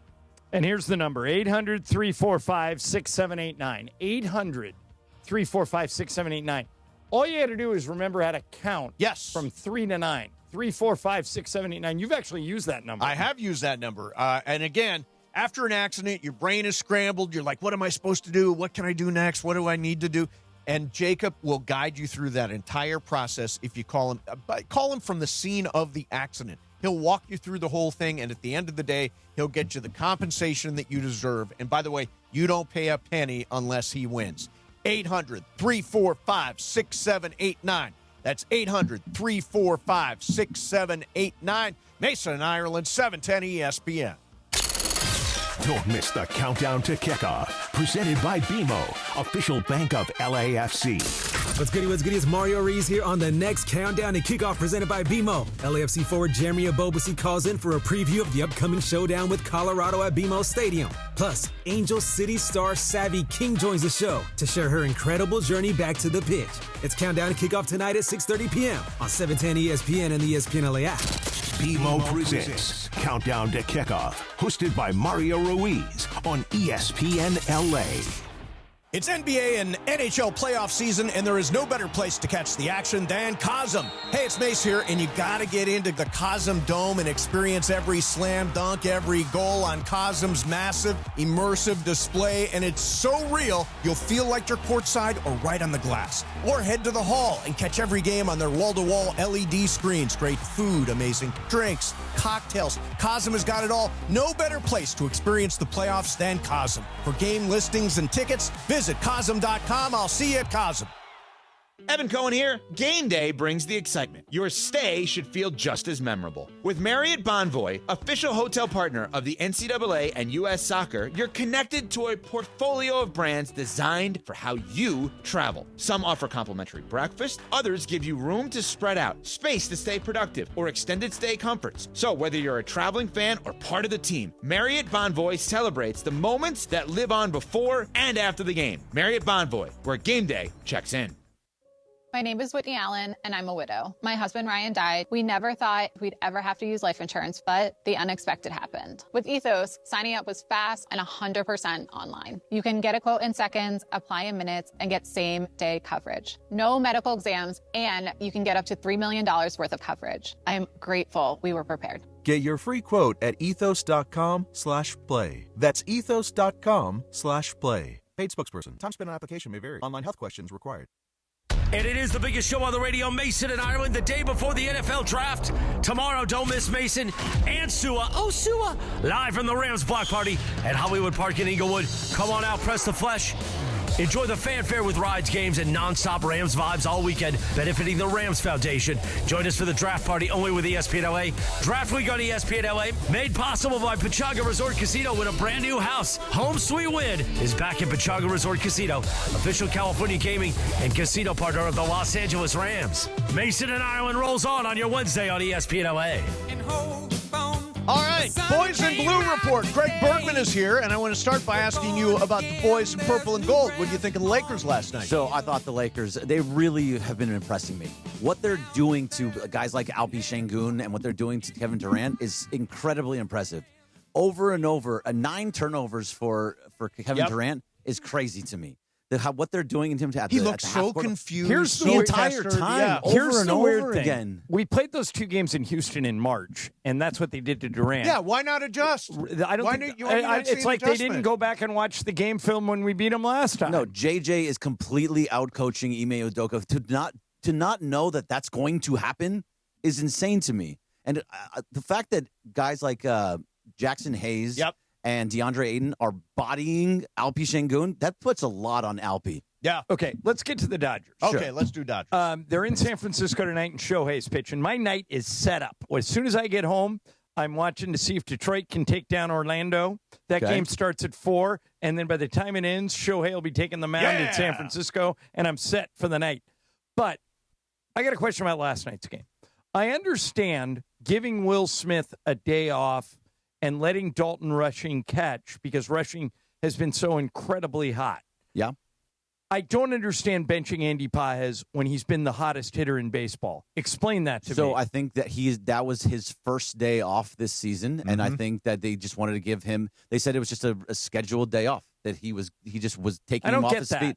I think, guys, it's a long season. We don't live in the era of Cal Ripken anymore that they play every single game every single day. Let me tell you the one thing I've learned from Michael Thompson more than anything else, the fact that he was a pro athlete and I wasn't. He said this to me 10 years ago, and it's proven in every sport all the time. You don't get tired when you're hot. When you're on a hot streak, you don't get tired. I can never understand why a coach in the NBA, Luka will come down and hit 6 jumpers in a row, and then they'll take him out. I don't get it. I don't get the Dodgers. If Andy Pages had a – like, remember when Mookie had some bad days and they got him off his feet? I got that. Sure. But why would you want to cool off Andy Pages? I think it's not so much cooling him off. It's just a long season. It's a 162-game season. We're in April, and you want that hot streak to continue all the way through the season and into the playoffs. Remember last year in the playoffs, they lost he was terrible. because nobody hit. Nobody. And by the way, Andy Pages was 3 of his last 16, too. Right. He's cooled off a lot. He's cooled off a lot. Maybe a day off. I want to ask you about Yamamoto. So Yamamoto, first inning, I mean, I don't know what's going on defensively in center. Alex Call and Teoscar. Alex Call had a horrific night last just night. a really awesome Shouldn't have been out there. Yeah. But why do they not score for Yamamoto? It seems to be a monster trend that they have. So I think there's multiple reasons for it because typically when you're the number 1 starter, you go up against the other team's number 1 starter. However, Logan Webb is the Giants' number 1 starter, but Roop, I forgot which one. Roop. Yeah, Roop. Yeah, thank you. Roop has been really, really good. He has been really good, He's been really good, so he's going up against a very good pitcher. Now, they had shots multiple times to get to him and get him out of the game. They just didn't do it. Right. You had a time, I think it was somewhere in the 4th or 5th inning, they had bases loaded and 1 out, and they got him to come around because he was just walking everybody. Alex Call comes up and hits into a double play. The worst night for Alex Call possible. It was a terrible night. All right, so they just couldn't get him any run support, and that just I anticipate Andy will be back in the lineup tonight. Yes, he absolutely will. Alex Call's done for a month. So let's talk about the bullpen. Diaz out for 3 months. If I'm Roki Sasaki, I know the Dodgers promised me an opportunity to be a starter and work through this, and everybody says Brandon Gomes almost has a flashing light on his head that says we are not taking Sasaki out of the rotation. They're not. If I'm Sasaki, I would go to the Dodgers and say, put me in the bullpen. I can help us there. What do you think of my theory? So, no, I mean, I don't know why Roki would go to them and say that. First of all, he's trying to work through things. He's only 24 years old. Every start for him has been vastly different. 3 starts ago is against the Mets. I think it was the Mets. But he was 3 starts ago. He gave up like 6 runs, but he looked actually much better than what the line looked like. Right. He was attacking the zone. He just got lit up a little bit on some bad plays. He was only giving up a couple of hits. Then the next start, he gives up 2 runs. Yep. But he looked terrible because he walked up everybody. He was all around the strike zone. Walked 5, I think. Yeah, he was all around the strike zone. He didn't know he had no idea what it was. And he had like 90 pitches in 4 innings or whatever it happened to be. And in this last one, he was attacking again. Yeah. That's That's why he gave up 7 hits. Right. He all of a sudden was grooving some balls, but I think that's better than walking guys. Right, exactly. Right. Attack. Look at Justin Robleski. He's not striking everybody out. He's pitching to contact. It's okay to pitch to contact. 100%. And I think that Roki, yes, you don't want him getting hit and giving up home runs, but I'd rather him get hits, singles, doubles, whatever it is, and not walk guys. Walking guys is going to be a recipe for disaster over and over again. So Snell is doing a rehab. Yeah, he's in San Jose Didn't he pitch Buzzers. last night? Did he pitch for the Tower Buzzers Today. So, as long as it doesn't rain. When he's ready, does that mean Roki leaves the rotation? So it's between 3 guys, right? So it's between Sheehan, Roki, and Robleski. Robleski seems like absolutely not. Yeah, no, that's not going anywhere. He's got to stay. He's going to eventually give up a bunch. He's going to have a game where he gets like 7 or 8, but he's going to be fine. I think it's between Sheehan and Roki. I absolutely do. I think because Sheehan didn't look very good last Saturday. Mm-hmm. He didn't give up that much, but he was kind of wild also. And Roki, I think they really want him here and learning from Mark Pryor and learning from the big club. So they don't want to put him in AAA. So I think Sheehan would probably be, at this point, would be the guy to go down. But if Roki keeps looking the way he does, they're gonna eventually have to take him. Did you hear my very fake made-up trade? Oh, boy. What is this? Ready? I'm excited. You're the Dodgers. I love Ireland trades, by the way. I know what your answer is going to be. Fake trade. Go ahead. All right. You're the Dodger GM. Okay. I call you, and I say, Greg, I want Justin Robleski, Dalton Rushing, and 2 prospects that we can mutually agree on. Okay. If you send me those 4 people, I'll send you Tarek Skubal.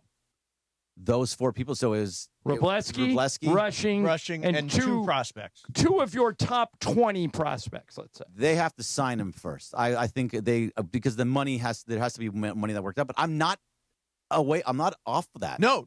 I said yes. Travis said yes. You're leaning yes. Yeah. I mean, so it's it's a good not trade. that bad of an idea. By the way, and if I'm Detroit, I like it. I was just going to say, I think that's a good trade for Detroit. I've got a cost-controlled starter. I've got a cost-controlled catcher who's young and obviously really, really good. I would do that deal. Yeah, I don't see what's wrong with that. Like, Rushing has been great, and you can see that he has something really there. By the way, John brought up that trade this week, and right after that, Robleski went out through a 2-hitter. He threw a 2-hitter, and Rushing hit 2 home runs in the game. Yeah, and I looked at Mason next day. I go, you're not as quick to say yes now, are you? Still want to make that trade? I'm still making that trade. Look, at this end of the day, he's still blocked. They're going to find ways to get him in twice a week or whatever happens to be, but he's still blocked. Yeah, he's blocked. And I think it gives you a top of the rotation starter for the next 5 to 10 years. I need a guarantee that Skubal's signing, though, because I think that would be part of it. Right. Yeah. As long as you are guaranteed that he's going to resign. Is he up after this year, or is he up after next year? It was arbitration this year, so he's done. I think it was last year. You're right, unrestricted free agent next year. $32 million in arbitration. So they're going to lose him anyway, and if you're looking for return, that's a really good return. That's a really good return, but you also don't have to give that return anymore because you lose him no matter what.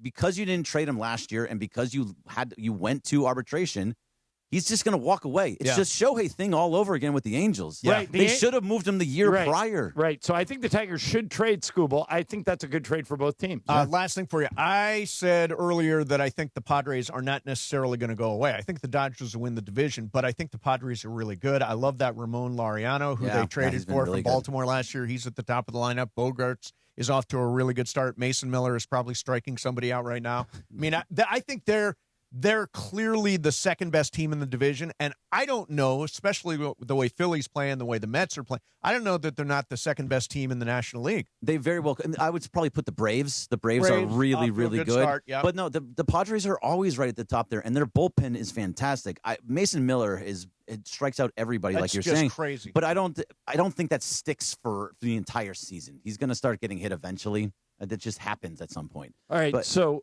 Greg, do you want to finish your thought? I kind of interrupted you there. Yeah. Do you have a thought? No. I do think. Yes, I think they're going to be. I think they're going to be good. I just don't think that it's going to. They're the Padres. They're going to fall apart. That is the final answer. They're the Padres. All right. I have two mythical money bets out there. I want you to tell me if you think I'm going to cash either one of them. Okay. Okay. First one is, I've asked you about this before, but I think I'm looking better on this one. 30-1. I put $3K in mythical money on Shohei to win the Cy Young Award. What chance do I have to cash that in? I mean, you got a great chance at it. It's probably going to be Skeens again. I think he has to fight against Yamamoto, although he has to fight against Mason Miller. Yeah, okay, absolutely. Yeah. But if he continues the way he is, I think you absolutely have a chance. By the way, if he wants it, I think he'll get it. Yeah, right. I agree. And he was fourth in MVP voting not too long ago. I'm feeling good about this one, too. Right. Cy Young, yeah. 5K. Mace gave me 7-1 odds. So if I hit it, I get 35K. Okay.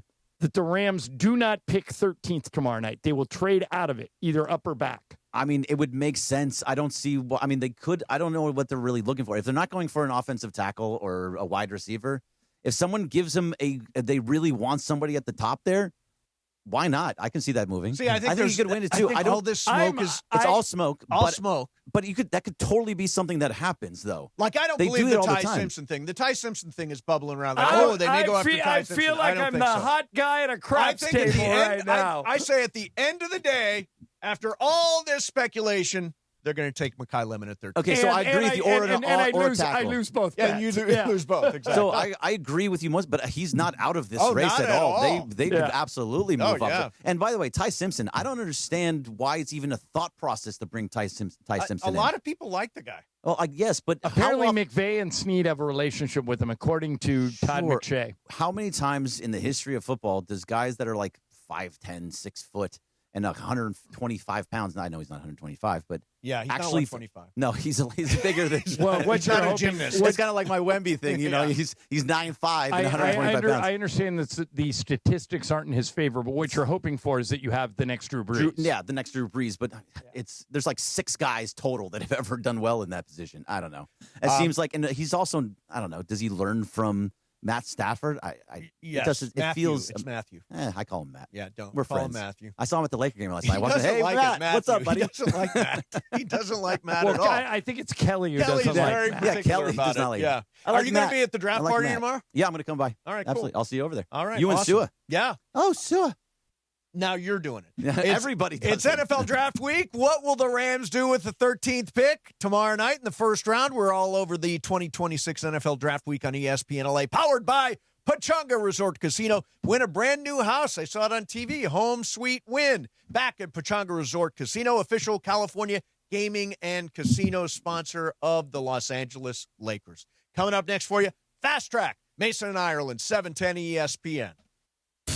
It's Evan Cohen. You know how your NFL draft day needs to begin? Start it with the best NFL talk in sports radio every morning. Unsportsmanlike begins day one of the draft bright and early at 3 a.m. We'll be live from the site of the draft in Pittsburgh. Latest news, information, and we get you ready for the first round. What will the Rams do at 13 on Thursday? We'll get you ready Thursday, 3 to 7 a.m. on Unsportsmanlike with the Super Bowl champ, Chris Canty, Michelle Smallman, Pat the producer, Grumpy Nuno, and me, Evan Cohen, right here on LA's football station, ESPN LA. Hey, everybody, you could spend your whole weekend on the couch, or you could be with me at Beach Life May 1st through the 3rd in Redondo. Duran Duran's going to be great. The Chainsmokers, The Offspring. I have never seen James Taylor, so I am psyched. It's all right there on the water, all in one place. Now, picture it. The sun's out, the ocean breeze, live music all day, and nowhere else you need to be. The VIP Beach Life is almost gone, and once the VIP sells out, that's it. So, yeah, it's kind of a no-brainer. Do it now. 3 days at Seaside Lagoon. Don't miss your chance. Get your tickets now at beachlifefestival.com. Good Karma Brands is proud to be an equal opportunity employer, providing equal employment, development, and advancement opportunities to all teammates and applicants. To learn more about careers with us, please send an email to talentacquisition@goodkarmabrands.com. That's talentacquisition@goodkarmabrands.com. Hyundai gives you America's best warranty on every new vehicle. It includes a 10-year, 100,000-mile powertrain limited warranty, plus 24/7 roadside assistance. That's peace of mind from Hyundai. And these days, that's priceless. Get 0% APR for 60 months, plus 0 payments for 90 days on the Hyundai Tucson. See your SoCal Hyundai dealer. Offers end April 30th. Call 714-568-7676 for details. Hi, this is Sean McVay of your LA Rams. The Rams play here. KSPN, Los Angeles. 710 ESPN. A Good Karma Brands radio station. And it is 2 p.m. in the Southland on the biggest show on the radio, Mason in Ireland. And it is time for Fast Track. Fast Track. The return of Fast Track, driven by our friends at Cerritos Auto Square. Why do more people buy their car at Cerritos Auto Square than from any other location in Southern California? Easy.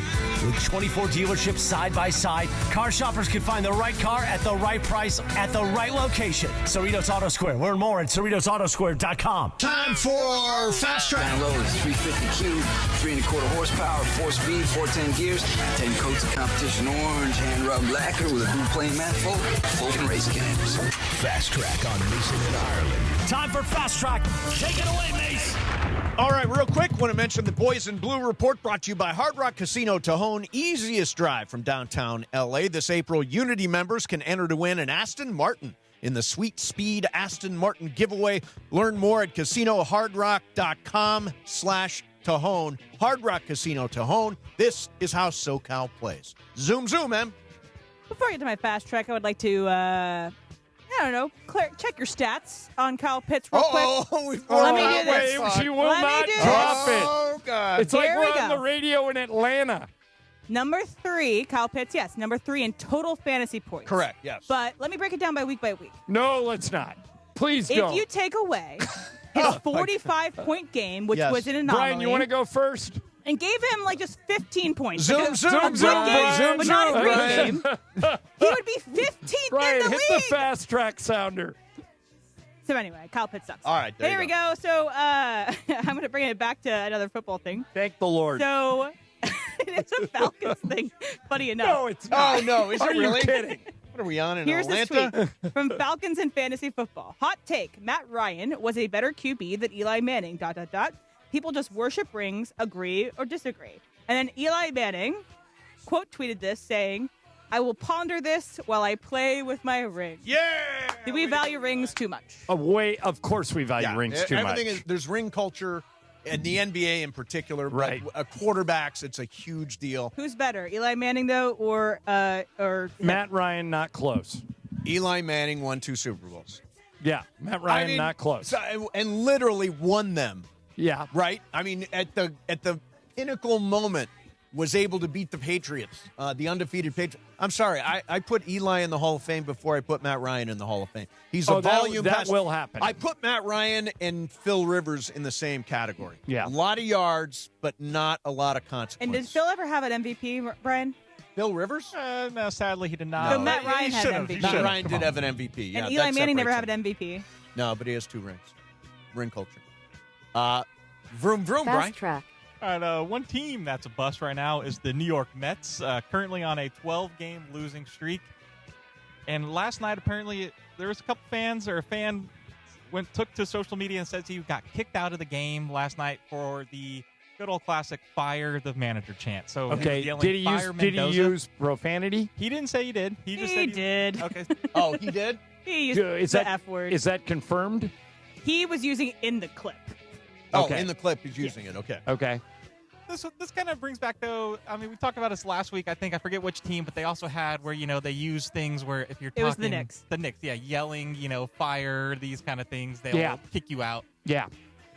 The point of the profanity I can kind of see here, but should be kicking out of people, just for, let's say, you fire or you're, unhappy with the team. You're voicing your opinion. I believe voicing your opinion is absolutely cool. If you want to boo, if you want to say fire the coach, if you want to say sell the team, if you want to do any of those things, you should be entitled to it. But once you start dropping F-bombs, it is a different category. I told this story a couple of weeks ago. I was at a game, and the guy behind me started using the F word, the gay slur F word. And I turned around. It took me a while. I was like, I had to work up my nerve, turn around and say, sir, that's completely inappropriate. And everybody turned around and said exactly the same thing. Okay. So it's difficult to manage. But if you're dropping F-bombs, I do think it's okay for you to be reprimanded. I think you mishandled that in this way. In what way? I would have gone to a red coat. See, I didn't want to. Because if you turn around and that guy goes, what's it to you? Then you're in a fight. Right. But if you go to the red coat. He could have dropped me like a bag of rocks. He was a big guy. Yeah, so that's why I would do it that way. And on this topic, too, Max Kellerman actually talked about this on his podcast, Game Over, and was calling on the league to push out James Dolan because of this. Max has been calling for that for 20 years. Get rid of Dolan. The surveillance of his fans, though. It says the fact that people aren't more outraged by this is crazy, and I understand Donald Sterling lost his team because he was caught on audio saying an explicitly racist thing, but the point is the precedent was set, and I think it's a good one that we don't want that in the NBA. Adam Silver treated the players like real players in that case. Okay. So should Dolan have to sell the team? Yeah, they're not going to be able to get rid of the team. Now, what I would do, as I've said many times on this show, is if you have 10 consecutive losing seasons, the league takes over your team and sells it at market rate, so you get the money, but you're out. In other words, Artie Moreno would be out because they haven't made the playoffs in 10 years. Yeah, I think that's realistic. But you'd have to have the owners vote yes on that. And why would the owners vote against themselves? Why is this not grounds to take the team? He's targeting and monitoring. He's got surveillance for specific individuals around the arena, around Madison Square Garden. Does that not violate some standard somewhere? It may violate a standard, but it doesn't violate any laws. You're coming to his place of business. You're a guest of his, so he gets to do whatever he wants. Just like going to a restaurant, they what do they always say? We retain the right to refuse service to anyone we want. Sure. They could. If you and I walked in and they said, we don't like you guys. We listen to Mason Ireland every day. We're not serving you. Get out. We have no recourse. It's their right. Yeah. You know? Yeah, I mean, he's a weird, paranoid old man. Thin-skinned, can't take credit. It's like, I don't know. If you're an owner, you should be kind of above it all, let the people below you do things. Like, in other words, so when I think Lakers right now, I'm thinking J.J. Redick. When I think Knicks right now, if you think of ownership, I think James Dolan. I shouldn't. The first thing in my head should not be James Dolan. Should not be the name of the owner. He has an ego the size of the Sphere. Yes. Oh, there you go. Good tie-in. The Sphere is really good, though. It is. He really got that good. right. It is really good. BC, what do you got? Oh, that was BC you. Sorry, I went back to you, and now you came back to him. Then you went back Kyle to him. Pitts thing threw you off, I guess. Yeah, stop talking. I beg you to stop talking about Kyle Pitts. I just texted Matthew Berry, and I said, my producer is calling Kyle Pitts a total bust. Do you agree? Give me some ammo. So we will find out what comes back. While we're waiting, John, you sent this video of Con Knippel's mom. Yep. Okay, yeah, this is interesting. So Con Knippel's mom was a college basketball player, and she knew that when she wanted to have kids, that she wanted to have kids that were good athletes. Yes. So when she started dating people, she was looking for a good athlete. So she went on Frank Isola's show that he does with Brian Scalabrine. Right. His NBA TV show. Her name is Shari. Okay. Shari Knippel. And she told a story about what happened on her second date with her now husband. Here it is. Because the second date, he and I went and played one-on-one because I knew I wanted to marry him on our second date. And I needed to make sure he could beat the snot out of me. I needed to make sure, because he was, in my mind, he was, just a Division III player, no offense to any Division III players, but, I came from the Division I. So I was thinking, I want to make some good basketball babies. So, I got to make sure that my husband is good at basketball. And he beat the snot out of me. And I was like, all right, we can get married. And that night we decided we're getting married. Second date. That's all it took, Em. You beat me one-on-one. Let's get married. I mean, that's a lot like your lesbian joke that you bring up a lot of times. Second date getting married. That's pretty quick. It is. Rent a U-Haul. What second date? That's an interesting requirement of somebody to that they need to have a basketball bearing ability. I guess. Yeah, that's who else was LeVar Ball said when he was looking for a wife. He said, "I needed somebody that was going to produce." You telling me that wasn't in Michael Thompson's head? Oh no, he's admitted. He's admitted. I mean, Julie was a tremendous athlete. Well, he met her. Michael and the Lakers were practicing in a gym, and Julie played for the University of Portland. And he looked across the room, and he was like hit by a lightning bolt, and said, "That is going to be the mother of my children." Yeah, unfortunately, Julie didn't know that yet. But he talked her into it. She hit a three. He fell in love. Yeah, there you go. That's the way it went down. Well, she was a volleyball player, so she spiked on someone. Exactly. You got an ace. All right, weird connection there. Yeah. The trainer, when Julie was a volleyball player at the University of Portland. Yep. Was Gary Vitti, who later went on to be the trainer for the Lakers. So he taped the ankles of both Julie and Michael Thompson. That's awesome. By the way, Gary's coming on the Mason Plus show, on the Mason Plus podcast. You will not get 10 words in. I know. I'm just going to say, Gary, your favorite episode you ever did. Gary is one of the great storytellers of all time. Gary, how you doing? And then I'm just going to walk away. Gary is he is, what do you call that? A raconteur? Do you know what a raconteur is? I don't think I do.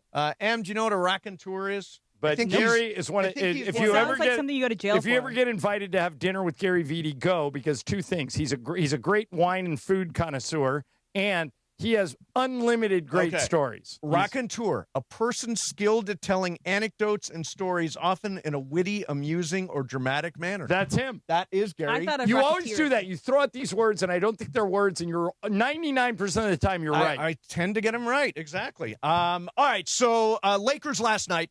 John, obviously, Ime Udoka has got to make some adjustment. He will. Going into Game 3. He will.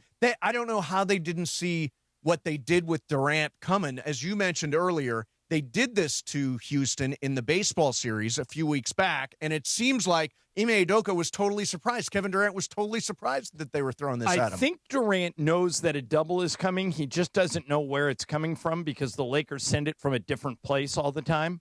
And it's pretty brilliant what JJ has been doing. He seems frustrated. He seems frantic.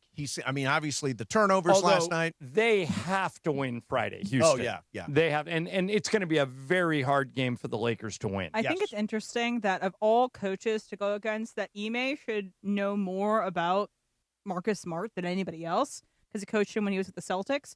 I think that I was hearing, I can't remember if it was Sedano or Brian Windhorst that brought it up this morning when I was driving and listening to the morning show, but it's they're settling for the idea that they'll let Marcus shoot. Yep.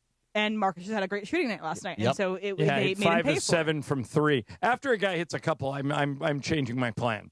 If a guy hits 2 threes in a row, I'm running him off the line. I don't know why they let Marcus keep shooting once he saw a couple go in. But and to leave Kennard open ever is just dumb. Yeah. I mentioned it earlier in the show. Luke Kennard in this series is 8 of 11 from 3. From 3. And he's shooting 65% overall. He's 17 of 26 overall, and they leave him open all the time. Yeah, and he's doing stuff because the Lakers are down a couple of guys. He's not just a spot-up, catch-and-shoot 3 guy now. He's actually putting the ball on the floor and has been really effective. Been great. Is one of the guys that, they throw multiple guys at Durant. He's one of them that gets sent after Durant. And JJ is just next level in terms of this defense. And by the way, the buy-in, the unity, the communication, they just all seem, the vibes are really good, and Houston's vibes are really bad. It so just far. doesn't look good. It's only 2 games. Moment. Here's how I think the Rockets could beat the Lakers. Let's make sure that somebody on the Rockets organization makes a burner for LeBron. Yes. And then sure. tweets out that everybody else is a scrub on the team and then therefore ruins the vibes of the Lakers. That's their only way out. Has KD said anything on his burner yet? Do we know what his burner No, his but current earlier burner in the is? season, he got caught ripping all the younger Rockets. I heard on Lakers Talk, Andy Kamenetsky had on one of the Houston guys, I think the guy that does Locked On Rockets. Yeah. And he said they really haven't been the same since that burner gate thing. Well, they won 8 out of 9 I know to finish. That's what I understand. They did win a bunch down the road, but he says that it broke the spirit of the team. So we will find out if they still have any spirit left Friday night in Houston. Coming up next for you, more Fast Track, Mason, Ireland, 710 ESPN. Blue Ice Vodka is the largest American potato vodka, and it's rated double gold. If you've never tried Blue Ice, you got to try it. It's available at most bars and restaurants and in almost every grocery store. I get mine at Ralph's. It's fantastic. One of the lowest calorie vodkas on the market, gluten-free, non-GMO, crafted to elevate every sip. Their potato vodka is 64 calories per ounce. And here's the thing. Once you try it, you'll never go back. Most vodkas are made from corn. Blue Ice is made from potatoes, and that's the difference. American-made, farm-to-bottle, from Idaho potatoes. Blue Ice committed to sustainable, eco-friendly production. They got 3 flavors: classic, huckleberry, and double espresso. When they say vodka with standards, they mean it. No additives, no artificial flavors, no hidden sugars, just clean, premium vodka. Blue Ice Vodka, American-made, vodka with standards. Ask for it by name and check it out today. Blue Ice Vodka. It is Fast Track on Mason and Ireland on 710 ESPN, the all-new ESPN LA app, and always on YouTube at ESPN Los Angeles, driven by Cerritos Auto Square. And it is time for Fast Track. Fast Track. Why do more people buy their car at Cerritos Auto Square than from any other location in Southern California? Easy. With 24 dealerships side by side, car shoppers can find the right car at the right price at the right location. Cerritos Auto Square. Learn more at CerritosAutoSquare.com. Time for Fast Track. More Fast Track next. DeMarco and Travis have taken over Afternoon Drive. When you were playing running back, was this like a refrigerator Perry situation, or was this you were the best running back option? Back then, running back was the thing. When you were playing football, I'm Marcus Allen. I'm Earl Campbell. Weekdays starting at 3 p.m. But I want to play running back. A lot bigger than the other guys out there? No, we're like 99 pounds. We have to be the same weight. When I said I wanted to play running back, they gave me this look like, all right, here's your shot. Go ahead. Dive, pit, fumble, get your butt How back did the first 3 plays go? I think I gained about 6 yards. It's not a great average. I was so scared running through there, Travis. I have my eyes closed. I'm scared of watching football. Yeah, much less running through that hole. I don't know what's waiting for me on the other side. I think I was screaming the entire... I don't know what happened. Terrifying. Afternoons with DeMarco and Travis starting at 3 p.m. on 710 ESPN. The all-new ESPN LA app. And live on YouTube.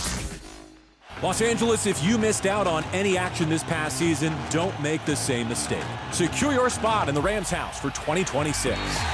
Watch every home game next year with big-time matchups against the Bills, Chiefs, Cowboys, and Packers.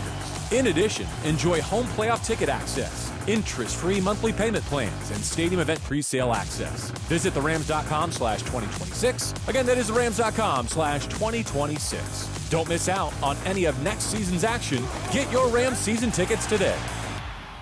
Your next Subaru is waiting for you at Subaru of Glendale. Lease a brand new 2026 Subaru Outback Premium CVT for just $299 a month plus tax for 36 months. One at this payment, VIN TY 492096. MSRP $39,545. $3688 due at signing. $299 a month plus tax? Check out Subaru of Glendale. Call 888-855-6434 or check out SubaruofGlendale.net. 10,000 miles a year. Motor code TDD-13. Subaru Motors Finance lease rates extended to well-qualified buyers with above average credit. Subject to credit approval. Not all buyers may qualify. In today's fast-moving job market, staying ahead means keeping your skills sharp. At University of Maryland Global Campus, we help keep your capabilities cutting edge with our skills-based education programs designed to move your career forward. Explore more than 135 degrees and certificates in business, cybersecurity, and more. Apply now and save with no application fee. Classes start May 13th. Learn more at umgc.edu. Certified to operate in Virginia by Shell. Harry Douglas here. I don't wait for birthdays to celebrate. I grab Confetti Craze 5-Hour Energy. It tastes like rich vanilla birthday cake with buttery funfetti goodness. Seriously, it's unapologetically extra in the best way. And it's sugar-free, so I get all that cake flavor without the guilt. It's tiny, portable, and ready for whenever I need a quick boost. I keep one with me because you never know when you'll need a little party energy. The Funfetti flavor is back on 5hourenergy.com or on Amazon. Crack open a Confetti Craze 5-Hour Energy shot today. Fast Track. And it is Fast Track on 710 ESPN. Mason and Ireland on the all-new ESPN LA app, 7:10 a.m. and always on YouTube at ESPN Los Angeles. Fast Track now back in the 2 p.m. hour on Mason and Ireland, driven by Cerritos Auto Square. Why do more people buy their car at Cerritos Auto Square than from any other location in Southern California? Easy. With 24 dealerships side by side, car shoppers can find the right car at the right price at the right location. Cerritos Auto Square. Learn more at CerritosAutoSquare.com. Once again, back to Fast Track and back to Mason and Ireland on 710. Vroom, vroom, man. Something I haven't seen ever. I don't watch a ton of hockey, but I watched the game last night. Yep. Between the Kings and the Avalanche. Yeah, it was easy because you switch over to overtime after the Lakers game. Exactly. Also, I have multiple ways of watching. Got an iPad, I got a phone. Oh, okay. Anyway, but during the game, the Avalanche fans were getting so incensed. They were banging on the glass around the bench weird. of the Kings, and the glass broke. Yep. That's so dangerous. Have you guys ever seen that happen before? I have never, ever seen that. And by the way, it was apparently after Quentin Byfield missed a penalty shot that the crowd really erupted, started banging on the glass, and ultimately busted it. By the way, I can't believe it hasn't happened before. Yeah. Like, what was different about last night that made the glass break? I don't get it. Very scary. They did end up replacing it, and clearly no one got injured by it, but that is scary. Kings, by the way, lost 2-1 in overtime at Colorado. Tomorrow night, even though the Kings are home, I'm going to be at Cosm watching the game. I will feel like I'm on the glass, and hopefully it will not break. I've seen a Kings game from Cosm before. It's really cool. I haven't seen a hockey game there yet, so I'm really excited for it. All right, zoom, Brian. Fast Track. All right, well, first of all, happy Earth Day today, April 22nd. Hey, let's give it up for the Earth. Where would we be without it? So, one cool thing here, Fenway Park, Red Sox hosting a game today. They tweeted out, any ticketed fan who bikes to Fenway Park gets a free hot dog, pretzel with a water. Oh, so you get a okay. How do you prove that you biked? Well, that's a great question, John. So apparently they have a bike valet there at Fenway, and they'll give you a ticket. So they'll give you a little. So you park your bike, and then you just come back and they'll pull your bike up for you? I think that's the way it works, and you get a free hot dog, little pretzel in there. But nice. Two questions there. Yep. You know what I'd do, Brian? I'd put my bike in my car, drive to Fenway Park, walk my bike up to the bar. Oh, for a free hot dog. You would do that for a hot dog? No, come on, Mr. 1%. Part of my thing here. So first, I wonder what they would think about electric bikes. You know, they're huge these days. Oh, I just do that. I have an electric bike. Electric bikes, I think, don't they count? I'm not sure. It's electric, not using gas. So yeah, it would work. Yeah, sure. It's an electric. But you don't have to pedal. So my That's other not the part point, here though. was, would you do this if you're, would you get into the Earth Day spirit? I know John here coming up like a bad guy. Now he's going to get the free hot dog. Right. I love the Earth. It's a terrific planet. My favorite planet of all planets. Mm. But I want my plastic straws. I'm sorry. Yeah. I know it's Earth Day and all, but I want a plastic straw, damn it. Paper straws suck. Paper straws are the worst. They're the worst. I know it's like bad or whatever, but I mean, aren't you a plastic straw guy? Yeah, plastic straws. I will say, funny, some of the comments on this stuff were, are the water bottles still going to be in plastic? Or what are we doing here? That's right. I mean, by the way, they're trying something, incentivizing using stuff that's renewable energy or no energy at all. All I know is that it was, I think, 20 years ago when Al Gore came out with the Inconvenient Truth Was or whenever this that was. after he invented the internet? Yeah. Okay. And or maybe it was 10 years ago. I don't remember. But he said that the planet would all be going to hell in 2025, and we're not in hell. So I think we're fine. Well, yeah. There are things happening. Put it in a lockbox. Lockbox. Anyway. It was such a funny bit. I forget who did that. It was Daryl Hammond, right?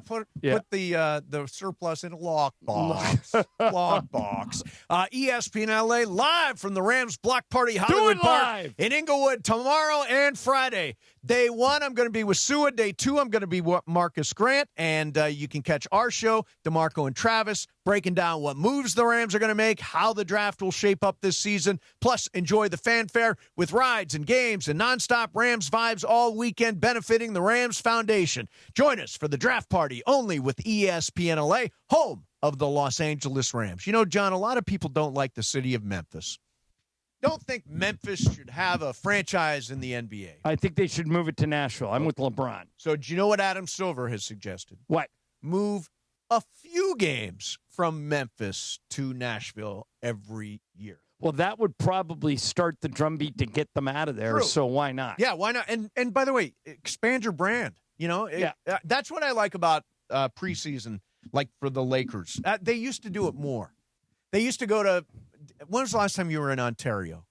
Last year, I think. Were you? Yeah, I mean, I like that they go on a little preseason tour. And there's that arena in Palm Desert. Palm Desert, right? Acrisure Arena, yeah. So they move around.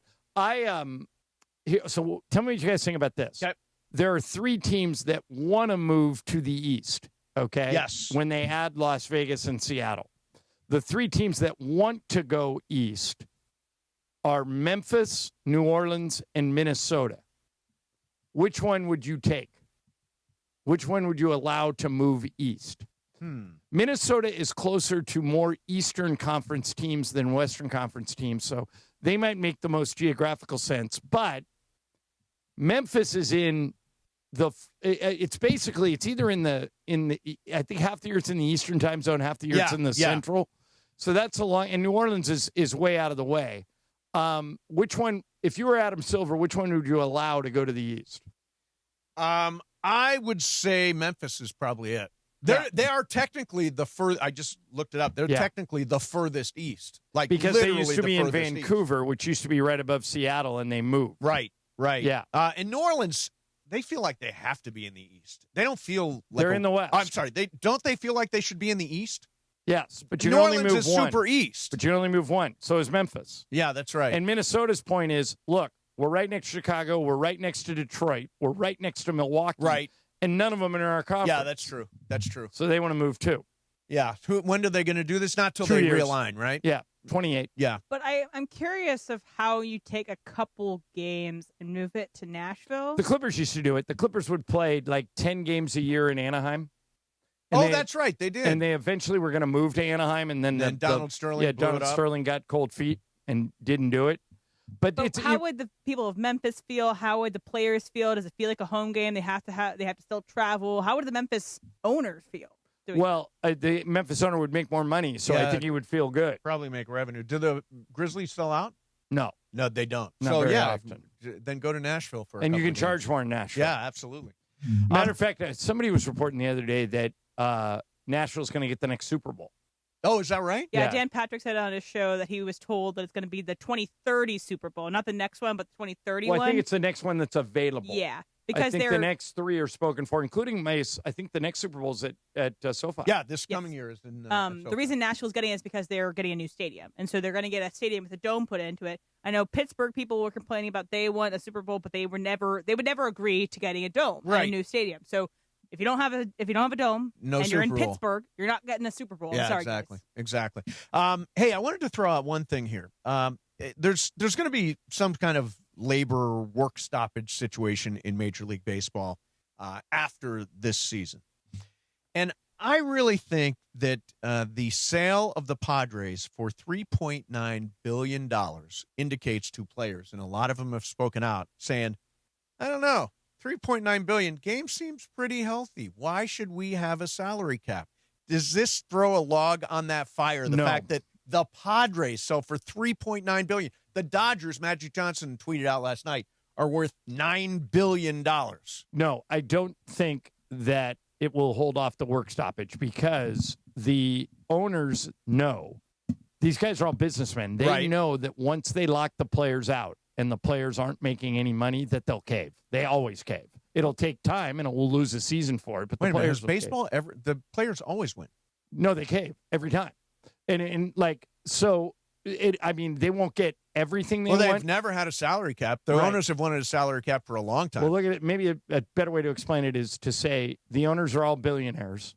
If they sit out 3 seasons, they're fine. The players can't sit out 3 seasons. Well, they've put together a fund, like $100 million to make up for players who aren't. Doesn't Shohei make $70 million by himself? Well, he makes 2 if you're scoring at home. All right, coming up next for you, we should be appreciating LeBron James even more, particularly good luck after with that. A great performance last night. We'll do that coming up next. Mason and Ireland, 710 ESPN. All right, one of my favorite partners here at the station is National University. Dr. Mark Milliron and the group at National, great crew. And if you're ready to get a bachelor's or master's degree, you always felt you didn't have time for it, you got to look into NU. They're a nonprofit university that offers more than 150 degree programs with flexible 4 or 8 week online courses designed to fit your schedule. And you always hear me talking about they have scholarships they give out all the time. Here's one you can apply for right now. The Believe and Succeed Scholarship, awarding up to $6,000 annually toward an industry current bachelor's or master's degree. If you're going to apply for that, for the Believe and Succeed Scholarship, you have to do it by July 31st, and you can do so at their website, nu.edu. As a matter of fact, if you have any questions about National University, any of those can be answered on that website, nu.edu. If you're going to apply for that Believe and Succeed Scholarship, you got to do it, as I mentioned, by July 31st, and terms and conditions do apply. National University, nu.edu. It's DeMarco Farr and Travis Rogers for your afternoon drive.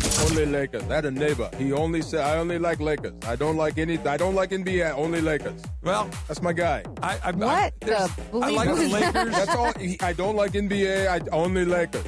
That's all you said. I want to ask the question, but I'm not, because I'm just not. And we'll just leave it at that. DeMarco and Travis have taken over Afternoon Drive. Weekdays starting at 3 p.m. on 710 ESPN. So I'm in Mike Capozio's office here at Rotolo Chevrolet. And Mike, every time I hear an ad, everybody is number one. How is there more than one number one? Number one here, number one there. And fortunately for me, Chevrolet tells us who's number one. So we're talking huge inventory, Chevy cars and trucks, SUVs, everything you could want. That's how you stay number one. And you got to have the inventory to give to the people, but you need the people in the building to take care of the people that are coming into our building. No one does better with a customer than we do. That's how you stay on top for more than a decade. Go online at rotolochevy.com. Coverage and content of the 2026 NBA playoffs on ESPN LA is presented by Pechanga Resort Casino. Play a perfect combination at Pechanga Resort Casino, official Native American resort and casino of the Los Angeles Lakers. Visit pechanga.com for more information. I can't do it today. I already have plans. Something came up.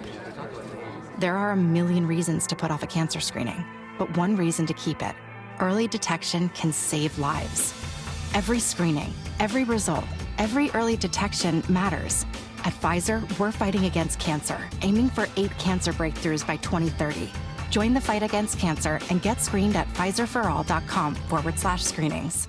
Hey, sports fans, the ESPN app has all of ESPN all in one place. The ESPN app is your home to thousands of live events, ESPN shows, and originals across every ESPN network in service.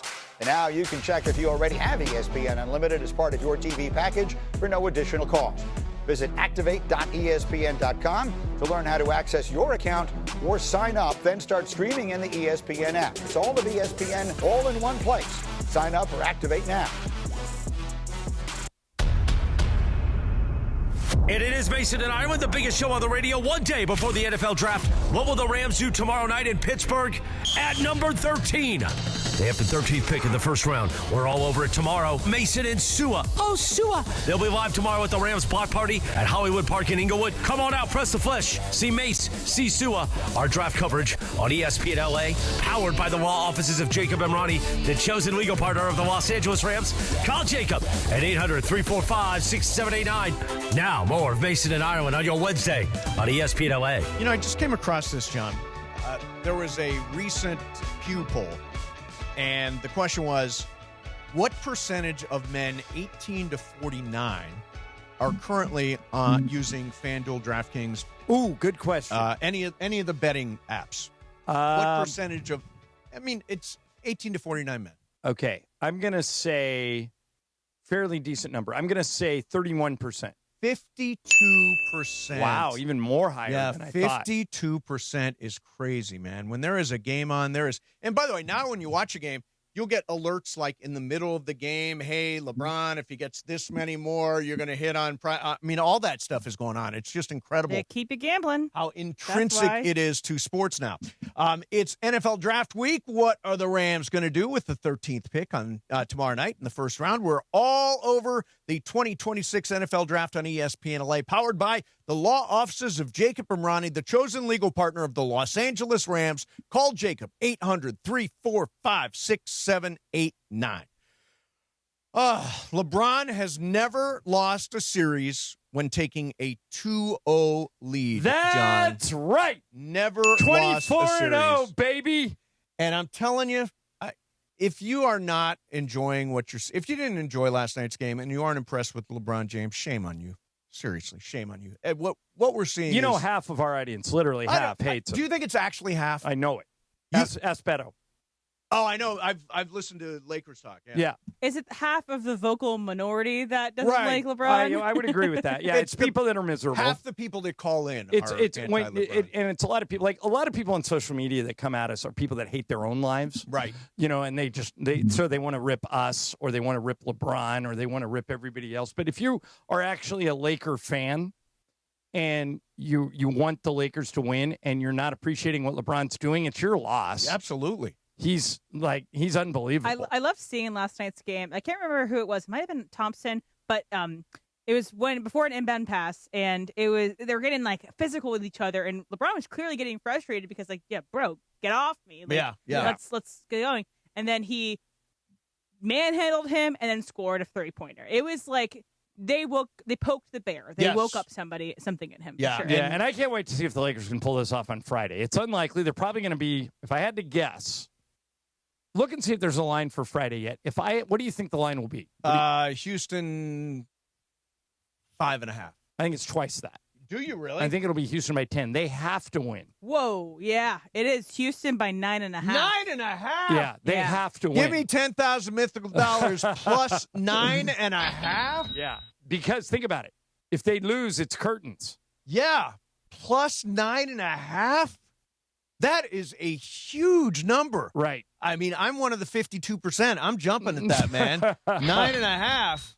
That is a huge spread. Yeah, it's a lot. All right, so I wanted to. You mentioned social media. Oh wait, I want to double check one thing because I'm looking at the mythical money right now. Yeah. So, have you gotten the tickets from Cappy yet? Not yet. No, so that'll be over on the first weekend in May. Yeah, no, she has to keep track of the mythical money. Just checking. So what did I bet him? 5 or 10? 10. All right, so you got 10. I'll get 10 when Cappy stiffs you. Cappy's coming through. I'm gonna get 30 when Shohei wins 35. the Cy Young. 30, yeah. And then 35 when the Rams trade out of it. I'm going to run up the score on you, not only in mythical money, but in icebreakers you are really putting the mythical cart before the mythical horse. I certainly am. Are not going to win all of these but bets. I will say, I love your bet. I love your bet on Friday. Yeah, 9.5. I think the Shohei thing I want to come back to. You said the Shohei Cy Young, which who knows if he'll get it. But today is a big test. Yeah, if he hits or not. Because last time he pitched, that's a good point. Has the lineup come out yet? That's a good haven't point. Seen it yet. But see, what I was worried about was, when he didn't hit the other day, he pitched really well. So I didn't want the Dodgers to get any ideas. Like maybe on days that he pitches, let's not hit him. I want him to hit and pitch. I do too. I mean, selfish. I mean, it's just more fun. But if it gets him the Cy Young, because on days that he I don't pitches, care. I would rather lose the mythical money bet. If I tune on the game tonight and Shohei is not hitting, I'll watch basketball more than I'll watch baseball. If Shohei's hitting, I'm leaving it on the Dodger game the whole time. Why? He's still pitching. Right. But I only want to watch him pitch. But don't you think, so you'll switch back and forth. Right. I mean, I think there's nothing more compelling than watching him pitch. But I hope he is in the lineup. It'll be like where they're on the road, so he's going to have to pitch in the bottom half of the inning. So top of the first, watch what happens live with Andy Cohen. Oh, there you go. Bottom of the first, Shohei pitches. Yep. Top of the second, whatever NBA game's on. Yep. Bottom of the second, Shohei. I think you're the only person in this rotation. Boy, you are really complicating things. Exactly. Yeah.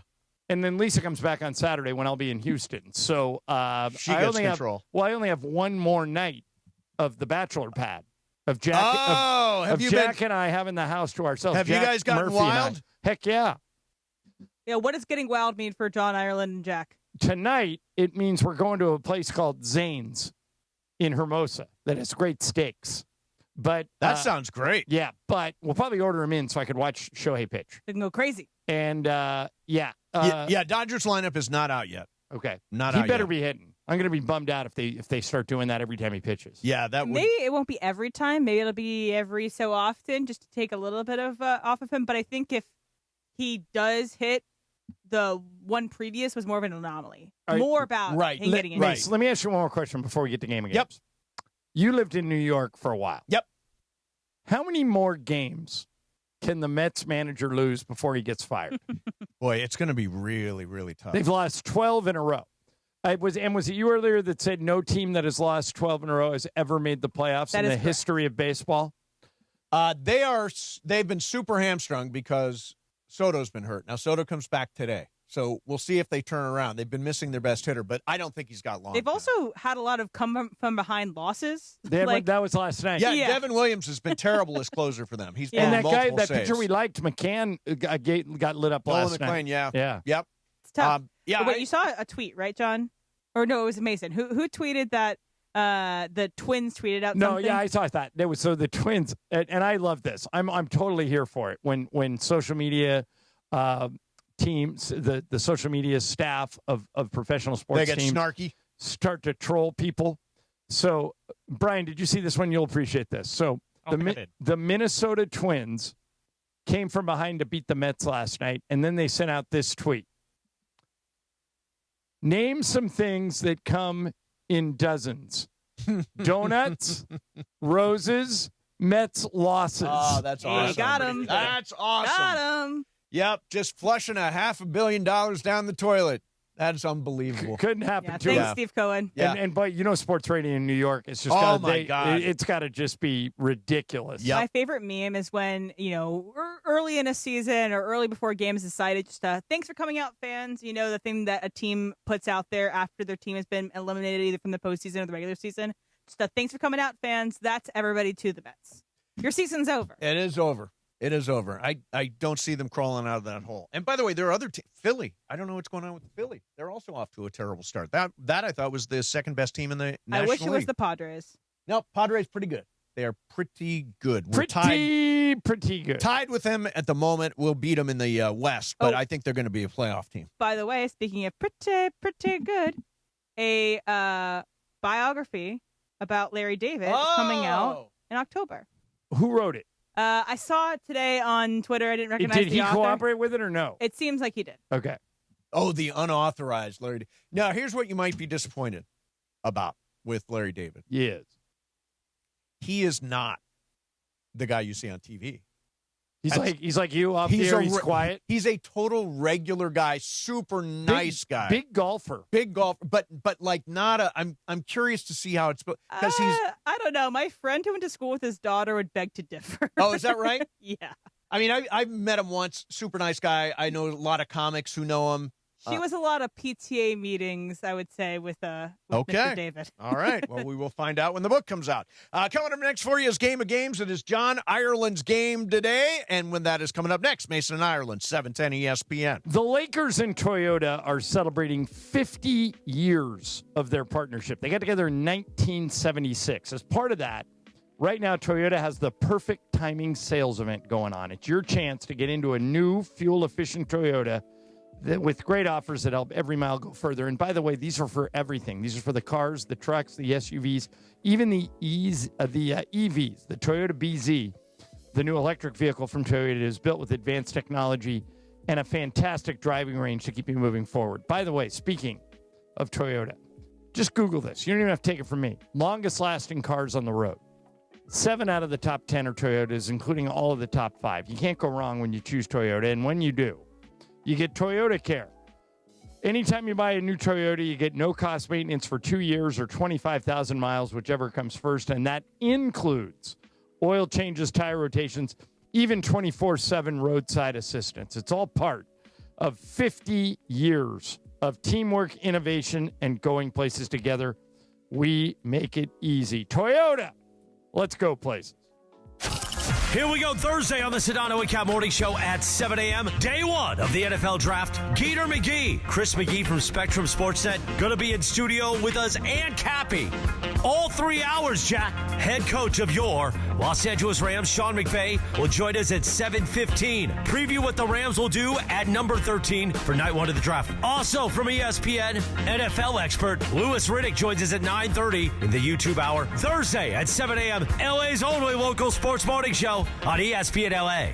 Hey Rams fans, it's your quarterback Matthew Stafford here. The Rams and United Way of Greater Los Angeles are excited to bring Walk United LA to SoFi Stadium this year on Saturday, May 9th. Join me and my family for the 5K walk run and help support our Los Angeles community. Registration is now open at walkunitedla.org, where you can sign up for Team Rams and learn more. Our team is only as strong as our city, and this walk is about uplifting all Angelinos in need. I can't wait to see y'all at the Rams house on May 9th. Empower. After wanting one for years, Kevin is finally enjoying his new hot tub. This is the life. He worked with Empower to help him get good at money, so now he could be a little bad. Oh, no, not my phone. Oh, Kevin.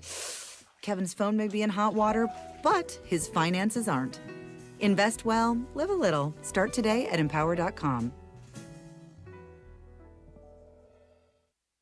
Switching to Progressive is a game-winning call. And that reminds us of other game-winning calls in the history of sports. So it was the fourth quarter and we're down by 5. Sweat pouring down my face. Suddenly it hit me. If only I could wrap part of the towel around my forehead. And that's how I became the first basketball player to wear a headband. Okay, not really a game-winning call, but it was a good call.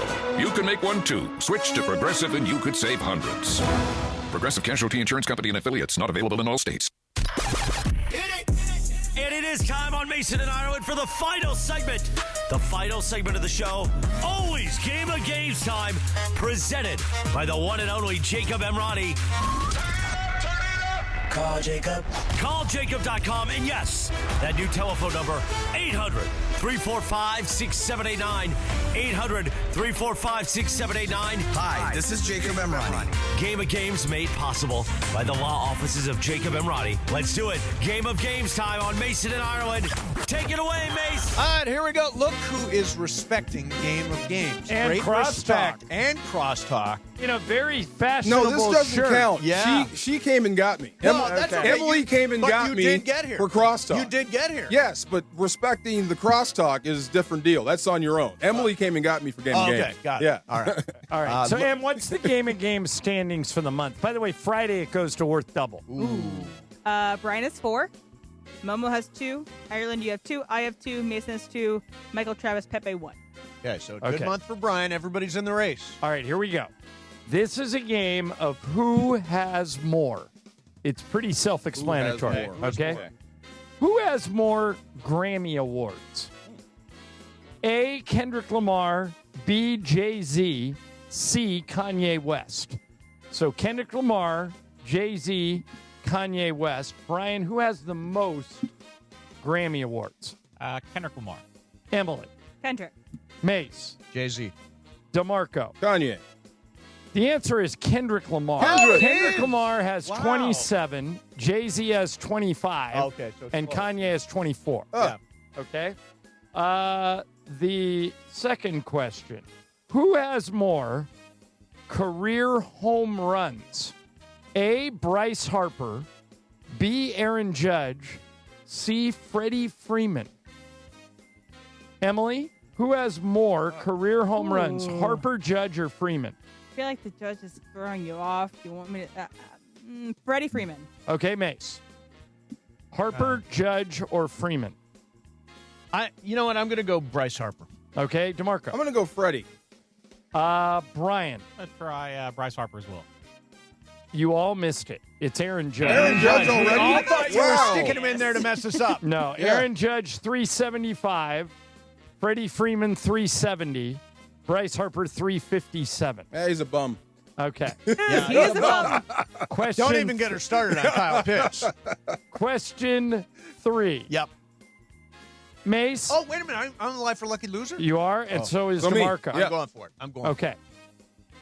Mace, which one of these states has more electoral college votes? Okay. A, Florida. B, New York. C, Texas.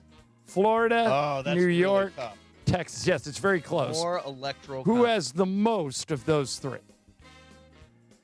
I'm going to say. I'm going to say Texas. Okay. To get it wrong. All right, DeMarco.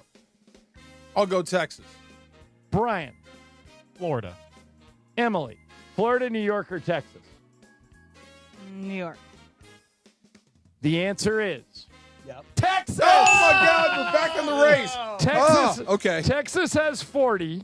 Turn the hat around. Florida has 30. New York has 28. Okay, now I'm going to win this sucker. Let's But go. here's the good Mace, here's the good news. Yeah. You're tied for the lead. I don't know why with you went for one? Lucky Loser so early. Yeah. Brian Because it's won, kinda fun. Emily won, Mace won, DeMarco won. Yeah. DeMarco, Yo. which one of these shows was nominated for the most Emmys? Okay, nominated. A, Cheers. B, Mad Men. C, The Sopranos. Oh my God. Cheers, Mad Men, or The Sopranos. And by the way, no laptop, Mace. Yeah, I'm not looking. I actually hit the dump button. If anybody. I'll go Sopranos. Okay. By the way, is this nominated for the including most actors Emmys. or All just everything. the show? All of it. No, Okay, all got of it. Brian, Sopranos. Emily, Mad Men. Mace, Cheers, Mad Men, Sopranos. I'm going to go Sopranos. You all missed it Really? again. Cheers? Cheers 117. Mad Men 116. Sopranos 112. Wow. All right, still everyone tied Yes. at 1. Let's go. All right, Brian. Battle Royale. Back to you. Which one of these NFL players has the most touchdowns? A, Devontae Adams. B, Travis Kelce. C, Derrick Henry. Devontae Adams, Travis Kelce, or Derrick Henry. Total touchdowns, right? Right. Total touchdowns. I'll take Derrick Henry. All right, Emily. Travis Kelce. Mace. Travis Kelce. DeMarco. I'm going to take Devontae. We have a new leader. And that DeMarco. leader is Brian Cohen. Oh. Derrick Henry, 127. Devontae Adams, 117. Travis Kelce, 85. Oh, only 85. All right. Huh, I was the most wrong. A lot of Brian first downs. leads by 1. All right, Em, this one coming to you. Which one of these artists had the most number 1 hit singles? Okay? Number 1 hit singles. A, Michael Jackson. B, Taylor Swift. C, Mariah Carey. Ooh. Michael Jackson, Taylor Swift, or Mariah Carey. Emily. Mariah Carey. Mace. Taylor Swift. DeMarco. Never bet against Michael Jackson. Brian. Michael Jackson. It's Mariah Carey. Oh my God. I knew that Wow. one. Ni- Taylor honestly doesn't have that many number 1 singles. Okay, Mariah Carey, 19. Taylor Swift, 14. Michael Jackson, 13. Only 13. 13. Wow. Wow. Okay. All right, so Brian 2, Emily 2, Mace 1, and DeMarco 1. Let me see how many are left. We're totally 1, alive. Slugfest. 2, We are. We're still in it. 3 left. It's a and- rock fight. All right, three left and a tiebreaker, so I'll make the leaders go first. Okay. Emily, which one of these hockey players has scored the most goals for the Los Angeles Kings? Okay. So goals that they scored for other teams don't count. Yep. These are goals scored as a Los Angeles King. This is going to be trickery. Go ahead. A, Luke Robitaille. Yep. B, Anze Kopitar. C, Marcel Dion. Robitaille, Kopitar, or Dion. Emily. Kopitar. Brian. Robitaille. Mace. Kopitar. DeMarco. Going with Luke. The answer is Luke Robitaille. Boom! Oh, yeah, you wouldn't do that to Luke. I Bring him would on not. here and not make him the right answer. So we've got Brian 3, Emily 2, DeMarco 2, and Mace 1. Mace, you have to go opposite of Brian. Got it. All right. Yep. BC, you're in the lead. You're going first. Which one of these actors has the most Oscar nominations? Okay. A, Robert De Niro. B, Jack Nicholson. C, Denzel Washington. De Niro, Nicholson, or Denzel? I'll take Denzel. Emily. Both supporting and lead. Yes. Yeah. Nicholson. DeMarco. I'll take Jack. Mace. I will take Jack. Oh, no. And you're glad you did. Oh, really? Jack yeah. Nicholson, 12. Denzel Washington, 9. Robert De Niro, 8. Wow, De Niro only 8. That's crazy. And that makes this very, very close. Brian, 3. Emily, 3. DeMarco, 3. Mace, 2. Okay, You get to go I'm last. different than everybody. All right, DeMarco, you're going first. All right. Here we go. Which one of these NBA players career point? Okay. Okay. A, Steph Curry. B, James Harden. C, Russell Westbrook. Oh, man. Steph, Most Harden, career or Westbrook? points. Yeah. Oh, no. Russ is triple doubles. I'll go with Steph. Okay. Brian. I'll also go Steph. Emily, Steph Curry, James Harden, or Russell Westbrook? Steph. Mace, you got to go different. James Harden or Russ? Harden. Did I It's miss Harden. It? It's Harden. Yeah. It's a four-way tie for first place. Awesome. And it all comes down to the tiebreaker. Well played, all of you. Nice. All right, here's the tiebreaker.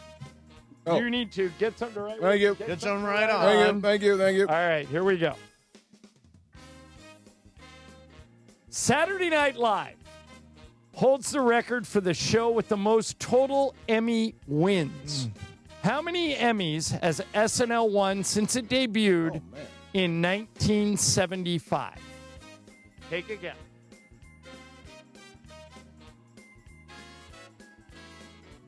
DC, do you have a number? I have a number. M, do you have a number? Yes. Mace, do you have a number? DeMarco, do you have a number? I do now. Okay, what'd you write down? 36. Mace? 42. M? 32. Brian? Also wrote 42. Of course you did. For the first time in, as long as I can remember, we have two winners. The answer is 95. 95? It's won 95 Emmys, so a point for Mace and a point for Brian. Wow. Good for both of y'all. To tie on a tiebreaker. Oh, that is fantastic. That is, by the way, we always go 420, 42, 42,000, 420,000. It always wins. Well played today, Proud of DeMarco. you. I got my way in, all of moral you did victory. well in that game. Thank you for respecting Game of Games, DeMarco. No, I don't get credit for this. Emily came and got me for that. You have to take the credit. More importantly, do you still think I win my mythical money bet that the Rams trade out of the 13 spot? Yeah, I think you're feeling pretty. They don't have a pick between 94 and 107. Yeah, I don't. And there's some good players in there. There's a lot of smoke. I think they're still taking Mekhi Lemon at 13. I would not be unhappy if they did that. Because I know there's a lot of stuff. Ty Simpson's Giants floating got around. 2 in the top tight 10 end from Oregon. All that's going to be a lot of movement. Kansas City's not going to stay where they are. Yeah. All right, coming up next for you, Super Crosstalk Game of Games presented by the Call Jacob Injury Hotline. Only number LA Trust after an accident. 800-345-6789. That's 800-345-6789. Mason and Ireland, 710 ESPN. It's a midweek battle in the heart of Los Angeles. LAFC returned to BMO Stadium with one mission: bounce back in front of the black and gold faithful. BMO Stadium is absolutely rocking! Standing in their way, the Colorado Rapids, looking to spoil the night in the City of Angels. It's a golazo from David Martinez! LAFC battle the Rapids. Coverage begins tonight at 7 p.m. on the home of the black and gold, 710 ESPN and the ESPN LA app. Time to sell your house? Call Seller's Advantage at 888-450-AS-IS. They will buy your home with a competitive cash offer. No need for repairs. You can close in days. 888-450-AS-IS or visit sellersadvantage.com. Don't worry, sell happy with Seller's Advantage. Realty DRE number 0191521. It's spring break season, And I can't wait to party. Now your top reasons to visit Morongo. The Oasis Pool and Lazy River are open 7 days a week. Rent a cabana or daybed. Cannonball! Number 2. Fuel up on the lowest gas prices than anywhere else at our travel center. And the number 1 reason. We're giving away a Polaris Razor Pro R Ultimate. Earn entries now. Be here April 30th, 10 p.m. to win. Morongo, good times. Your Lakers. Your season. Reaves has got it. Alley-oop to Brady. Slam dunk. Your home. Perfectly executed. Reaves on the alley. Bronny on the oop. ESPN LA. Prizes. Flyaways. Even cash money. You want it? We've got it. Find a list of all contests and official rules by visiting ESPNLAcontests.com. That's ESPNLAcontests.com. Coverage of the 2026 NFL Draft on ESPN LA is driven by your SoCal Hyundai dealers. There's never been a better time to test drive that Hyundai you've always wanted. Visit your SoCal Hyundai dealer today. The home of the Lakers, and now the home of the Rich Eisen Show. Weekdays 9 a.m. to noon, KSPN Los Angeles, a Good Karma Brands radio station. KSPN AM 710 Los Angeles. It's the greatest segment in LA sports radio history. Oh my God. When the shows come together for magic on the radio. It will only grow stronger. Super Crosstalk. It's time for Super Crosstalk. So, Travis, you're hosting the OC Sports Awards, I saw. Yeah. And have you written like a monologue? Are you testing material? Are you going to do a monologue of some kind? No. You're not going to be like Conan O'Brien doing the Oscars? I don't think I have the comedic you gotta chops open with of a Conan song O'Brien. and dance number like Conan does. A soft shoe? Yeah. Yeah, a little. Yeah. I'll be honest. You guys know I take my walk every morning, Yes. right? I think about what I'm going to say quite a bit. Oh, do you? I've really never done anything like this. Yeah. I've done a couple of things like this. I mentioned it to you a month or so ago, John, about doing it. I'm a little apprehensive. I'm very excited to do it, but I've given some thought about what I want to say. That's good. Yeah. I think it's a good mix of emotions. The only one I ever got to do was the Wooden Awards. I did the Wooden Awards one year, which was cool. Well, you did a good job hosting my roast. Oh, I did host the roast, yeah. Blake Yeah. Griffin and Maya Moore won the Wooden Awards the year that I hosted. Oh, perfect. Yeah. Ann Myers Drysdale and Lee Steinberg are the honorees at this event. So, I know both of them, but I know Annie a little bit better than I know Lee, and she is awesome. Can't wait. You will love talking to her. Yeah, I'm really looking forward to it. Did you monologue for yours? Did I monologue at yours? I think you had an opening riff. I had an opening riff. Yeah, just a little bit. Is this too short? I've been thinking about this in my head, and it's incredibly short. Okay. And I'm not saying this would be the only thing I'm going to do, but I'm thinking about doing this kind of as an opener. Yeah. It's every single time I've come to something like this or heard a best man speech, no one has ever said, "I wish they talked more." Yeah. Right. So let's get to it. Sure. And basically, let's get right. I've emceed like hundreds of events. Yeah. The one tip I would give you above everything else is if you keep it moving, you will be incredibly popular. Yeah. Great. Yeah. Because people think they're getting there at 7:30 and they're going to be stuck there for 3 hours. Not if I'm If you hosting. get them out at 9, they will be. They'll say you are the greatest thing since sliced bread. Don't be in a hurry. Don't be in a hurry. Every year I host Irrelevant Week. Yeah. The Bozeman Banquet. Yeah. And Melanie Salata, Melanie Fitch, who runs it, always comes up to me after. She goes, I have no idea how you get done so fast. It's awesome. Great. That's my goal. Bang, bang, So bang. one idea I want to throw out here. Okay. Why don't you open with like doing one of them O's Pearlman tricks where you guess somebody's ATM PIN number and that would be a big hit. That would go over huge. Yeah. Huge. Have you ever been with that? He did it on our show one time. I've seen it on TV. It's insane. It's mind-bending. It really is. I had to change my ATM PIN card or PIN number because he announced it on the air. The exact correct by the way, if you want to PIN go, number. Trev, if you've never gone down that rabbit hole of O's Pearlman videos, No. Oh my God! He really guessed your I'm PIN gonna number? send you one. I'm going to send you one he did at Rams camp. That you are not going to believe. It's just that one. With Kobe where he's Durant throwing the ball and Devontae Adams. It's insane. They picked the team and He goes to he can do anything. Yeah, my yeah. gosh, You got to check him out. He's amazing. I don't think I have that. So one night, do it. One night, I'm emceeing a Lakers event at the practice facility, and Oz Pearlman is the guest. God. And so I just introduce Oz, and he starts going, and he does this thing. This is when Anthony Davis was on the team. He goes, AD, stand up. AD stands up, walks out there. He goes, and Oz is holding a bag. He goes, what's your favorite thing to drink? It can be, and you don't have to pick what your favorite is. You can pick any drink. Right. Just name a drink that you would like. Yeah. And Anthony goes, chocolate milk. And Oz looks kind of like disappointed, and he goes, are you sure you weren't thinking Diet Coke? And AD goes, positive. Never came into my head. He goes, you're 100% sure it's chocolate milk? And AD goes, yeah. He goes, huh. And I thought he was going to say, I missed it. Oh, sorry. And he comes out, and he takes the bag up, sets it down, and there's a can of Diet Coke. Yep. And he goes, I thought you were going to say something else, but things have a way of working out for me. Pour that Coke into that glass. And he pops the top. Swear to God. Swear to God. No. Opens He's in the league. can of Diet It's Coke witchcraft. He's and in pours league. chocolate milk into a glass. That's Burn crazy. him. That's exactly. Yeah, exactly. Yeah. See if he floats. Yeah. If he sinks, he's not a witch. Exactly. If he floats, then we burn him at the stake. Are you kidding me? Wow. All right, so I wonder if he knows who's going to win the Lakers-Rockets series. He probably does. He's not going to necessarily, but how? I mean, Unbelievable. Nobody gave them a chance, including me. I gave them no chance at all in this series, and look where they are. I think you said the other day before the series started, you said Lakers in, and kind of let Lakers in, and I said tears. Yep. And they've looked fantastic. Yeah.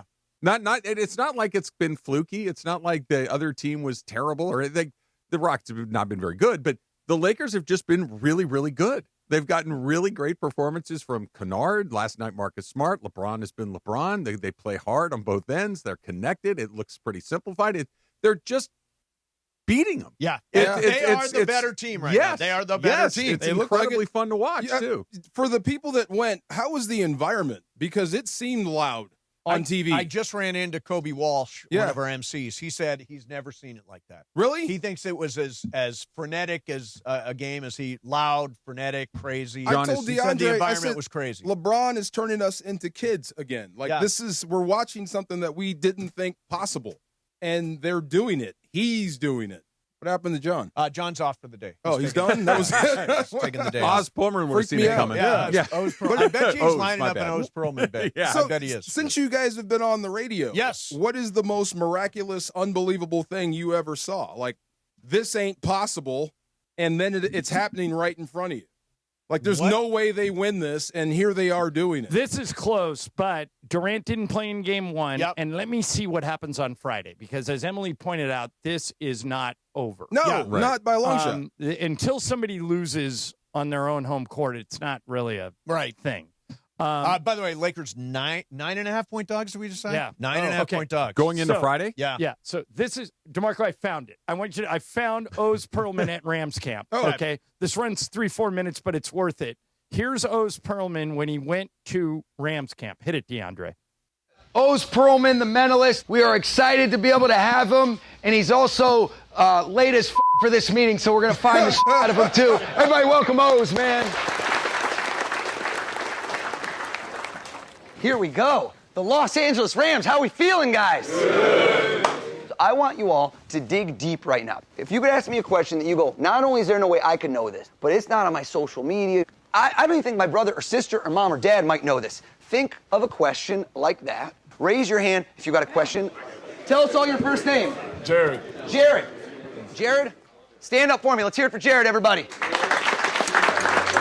Can we be crystal clear on this? There is absolutely no way in the world I could know what this question is. Nah. Hit me with the question. The first anime I've ever watched. Count the letters to yourself, and then just pick one of the letters out. Just grab it out like a Scrabble tile. You got one of the letters? Yeah. T. Are you thinking of a T? Yeah.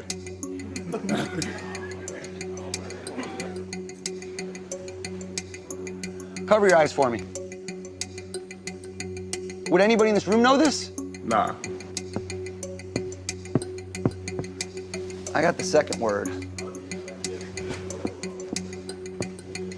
So he shows the room what he's written down, and every Ram Keep your eyes is in the closed room. for me, Jared. This isn't even me asking a question. He comes up with a question on the spot that he says there's no way I could know. Jared, open your eyes. Tell us all. What was the first anime you ever watched? Death Note. Death Notes. That's the question I get every time. How did you do that? I read you like a book. Might as well have been written on your forehead. Jared, don't move. Everyone look at this. Look at me. Close your eyes. Close your eyes. Oh, did it?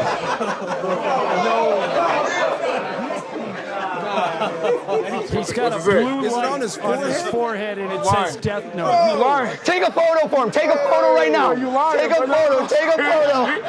I would have been out of the room. Show him the photo.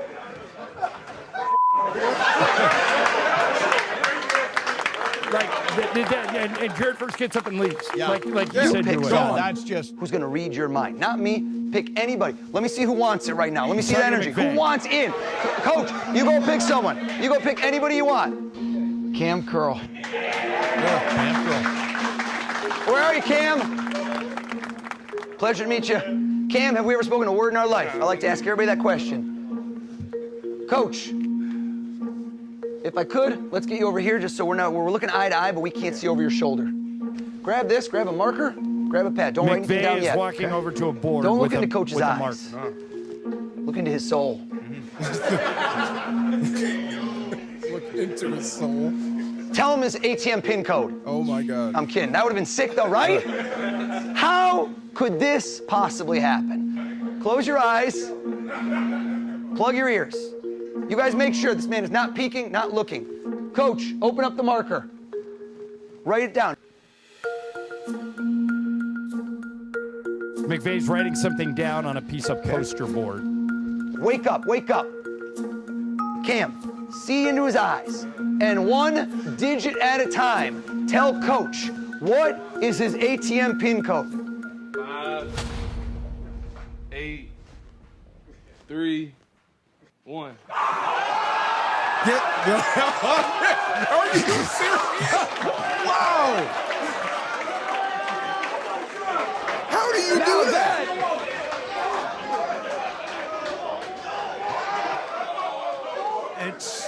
How is he not the richest man on the planet? Right. That'd be crazy. Come on. He did it to Mason. He did it to me. He called out my ATM PIN number. Wow. That's upsetting. It is upsetting. He did it to Mason over the phone. Yeah, I did it over the phone. I was at Wells Fargo an hour later changing the PIN code. Right. Oh, my God. Shouted it out. No, I don't like that. And DeMarco, he does it all, like the thing with the chocolate milk, he does it all That's the one time. that's bizarre. I mean, they're all bizarre. So, Trav, that's my advice is do one do of that? those bits Yeah. at the beginning of the OC Sports Awards. I think it'll be a big hit. I'm going to have to start working on it. Work on it. You know, you can always, Emily, you should go be a plant in the audience. See, there you go. Yeah. Oh, See? laugh at your jokes. Yeah. Emily is not invited to the OC Sports Awards. Are you gonna wear a She'll suit? be a menace. I am going to wear a suit. Yes. Are you? I am. I don't even own a suit anymore. Really? I have a couple. I've one that fits and one that Actually, does take not. it back. I have a funeral suit. That's it. Okay. You should pay one of your boys to show up and heckle you and just have a bunch of heckling responses. That would be funny. There you go. Yeah. It's like, wow, you're so old. How old is he? There we go. Yeah, no, I've given it some thought. I'm very excited to do Good, it, but maybe I'll workworkshop some stuff with you guys as we get closer to the date. Absolutely. So tomorrow we're all at the NFL draft. Yeah. Super excited about Me that. too. You guys don't want to go to Houston? Come on. Are you guys leaving today? Let's go. Tomorrow? Tomorrow at 1. So we're going to be, where are we going to be? I don't exactly understand. At the draft house in Englewood. At the draft house. Apparently they've taken over a warehouse. There's like carnival rides and stuff like that going on. Gonna be fun. Gonna be fun. Yeah. They really do the draft. You know, are do people it up. Can I believe so. I bet show season ticket holders are going to be there walking through. They love showing off stuff like that. It's going to be fun. Is Mekhi Lemon going to get there about pick 13? You know what? It makes sense to draft him, right? Yes. He's good. Yep. He's a problem, and he's from SC. Yep. Yeah. I he think helps he's sell the next tickets. Amon-Ra St. Brown. I think he catches everything. Then why would you not draft With you. Yeah, it's the one thing, I guess. The only reason I don't think yeah. they're going to draft him is everybody has the Rams drafting him. Yeah, I know. It's like all of the mocks have him going to the Rams. I'm getting, they're trading this. They're going to get So Ty Simpson. I get $35K in mythical money if they trade out of 13. They're using that pick. I think that's good odds. Yeah, it's good odds. I think that's really good odds. I wonder what Harbaugh does with 2 picks in the top 10. Because I think that's going to change everything. He's got 2 picks in the top 10. He basically controls the draft. They got 10. Where's their other one? 10 and 5. 10 and 5. Yeah. Pretty good. That's what I'm saying. I'd protect those guys. We got to keep. I'd go O-line. Keep Jackson Dart healthy. Jackson Dart's going to take himself out. I could see him going defense. Somebody to black for Scatterbo. You think he's going to go get Sonny Styles and go get Caleb Downs? Both guys. You just recreated Baltimore. Okay. Yeah. Well, I guess the young form. There's DeMarco's mock. Do you have a mock? I've Makai limited 13. I'm doing a mock tonight. I'll bring my mock to work. Everybody, it's bring your mock to work day. Bring your mock to work day. Yeah. I like it. All right, guys, have a great show. We will see you back here. Actually, Ireland, have a good trip to Houston. Yeah, man. Me and just one win. I want one. Get me one. We'll come back and lock this thing up next Wednesday. It'll be me and Sua, followed by Travis and DeMarco tomorrow live from the Rams Draft House. See you tomorrow, 7:10 ESPN. And it is the 15-minute mark.